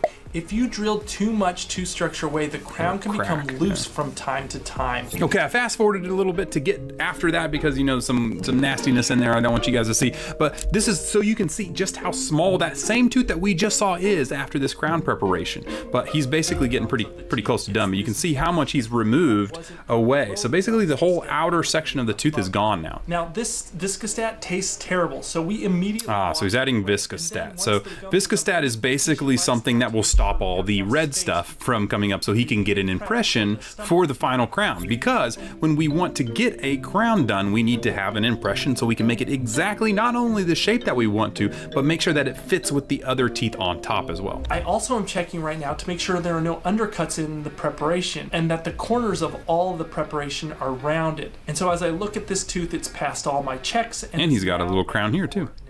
All right, so now we are doing the goopy stuff, and this is like what we call PVS or polyvinyl siloxane. It's like a really good filling material that becomes hard and stays hard for a really long time. And so it works really good to get things very good. So normally he'll probably do an initial one, and then he'll use like a lighter orange one normally to get it even better. But let's see. I like to do this in 2 steps. Oh, he's in 2 steps. Yeah, just like I said. With a quick setting hard material called. Oh, this is Blue Bite. Yeah, okay. Then we remove the impression when it is hard. That's that orange stuff I was talking about. Add a more detailed impression material layer, and we snap that back into place in the mouth. You have to be really quick because that red stuff can kind of make the impression not as good and cause air bubbles and all those things. That's why he put it around the tooth here, is to get rid of any air bubbles or anything so that you don't get that. Because if you have one tiny bubble, especially around the margin of the tooth, you're done. You got to take a whole nother impression again and deal with all that red stuff. And then eventually we take that impression out of the mouth, and if you know what you're looking at, you can see here that it has an accurate impression of the margin. Now when he said the margin, that is the bottom shelf of the tooth. This is what a margin of a tooth or a crown looks like. And it's really important because if that margin is off on this impression and that crown doesn't fit perfectly attached to it, that means there's a little hole there. And that means food and bacteria can get up underneath your crown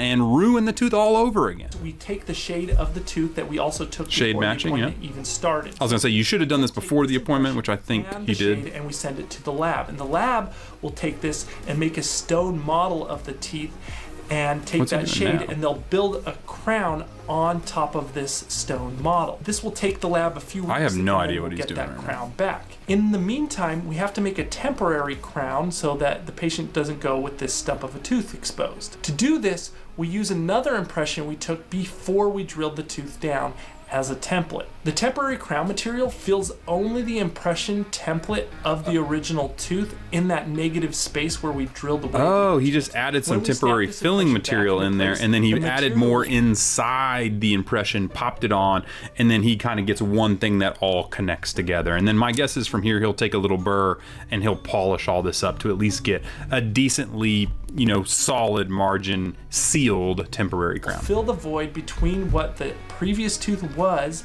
and the stump that is now left behind. That's kind of cool. I've never thought about doing that. Actually be fashioned after the original tooth. Once we remove the impression, you can see there's a lot of excess temporary material that needs to be moved and trimmed away so that we can make this look like an acceptable tooth. And for those that don't understand, they took that impression for the temporary before they started peeling away stuff. So that way they had the shape of the tooth before they removed it all for the crown. So they used that initial impression to make the temporary. So we take a few minutes to trim it, smooth it out, and make sure it feels even when biting. That little blue stuff you see on there is actually bite paper. That's what he's using to check the bite, to make sure, because if you're biting too hard on a temporary crown, it will crack in half and just fall right off. So you really want to take it out of occlusion so that you're not hitting too hard on it. Then we dry the tooth and use temporary cement to secure the temporary crown into place until the next appointment. Before we let the patient go for the day, we then remove the excess adhesive, which looks pretty good after we removed it, especially for a temporary crown here. And you're bonding it up. Look at that. Looks pretty good. Appointment. So let's now fast forward to that next appointment. So now the third and final appointment is getting the final crown installed. Here we are at the final appointment where we will try in the final crown. So look at that guy. First Looks have good. to remove that temporary crown and then clean off all the temporary cement. And here we are slipping on the final crown. I think you can see just like how good these permanent crowns really are these days. They look so realistic compared to real teeth. And we're checking for 5 criteria for an acceptable crown before we cement it permanently. Got to check the margins. That's what he's doing right now. Necessary adjustments so the crown will pass all those points. First, we check how well this crown contacts with the adjacent teeth. Oh, I forgot about that. So that's a big part, is we want it to contact each tooth really nicely and have a nice snap. Because if you don't, food and stuff will get stuck between your teeth. You people with loose contacts know what I'm talking about. Food gets stuck between and it is miserable and it hurts really, really bad. If floss snaps nicely through the teeth, floss it will snap. Also likely prevent food from getting trapped between the teeth when chewing. If it's that was the hardest thing to get done with crowns. It won't sit all the way down, so we make sure the floss snaps nicely through. You want to make sure this tooth feels like it bites evenly. If the bite feels like it hits the crown before the other natural teeth, then that crown tooth can become sore over time and even cause jaw problems. That's one of the biggest complaints I see with people that get crowns is if you've ever gotten a crown and then your teeth starts to really hurt the next day after getting your crown, it's almost always not a problem with the tooth, it's a problem with the crown being too high, and when you're biting on it, it will hurt. And that's actually why sometimes randomly you'll have one tooth that just hurts for a couple days and you're like, oh my God, I got a cavity, and then it just disappears. And that's actually because your teeth are literally moving it out of the way so it doesn't hit anymore. And yeah, so it's a big deal with crowns. Fifth, we check the cosmetics. If the patient is happy with the way it looks and that the crown meets the other 4 criteria, then we're on to cementing the crown. And then he finally cements it in and it's all good to go. So hopefully you enjoyed that journey of getting a root canal and a crown, and maybe now you appreciate your dentist a little bit more, because there is a lot of artwork and a lot of steps to something as simple as a tiny little crown. And trust me, it's a lot better than losing that tooth completely.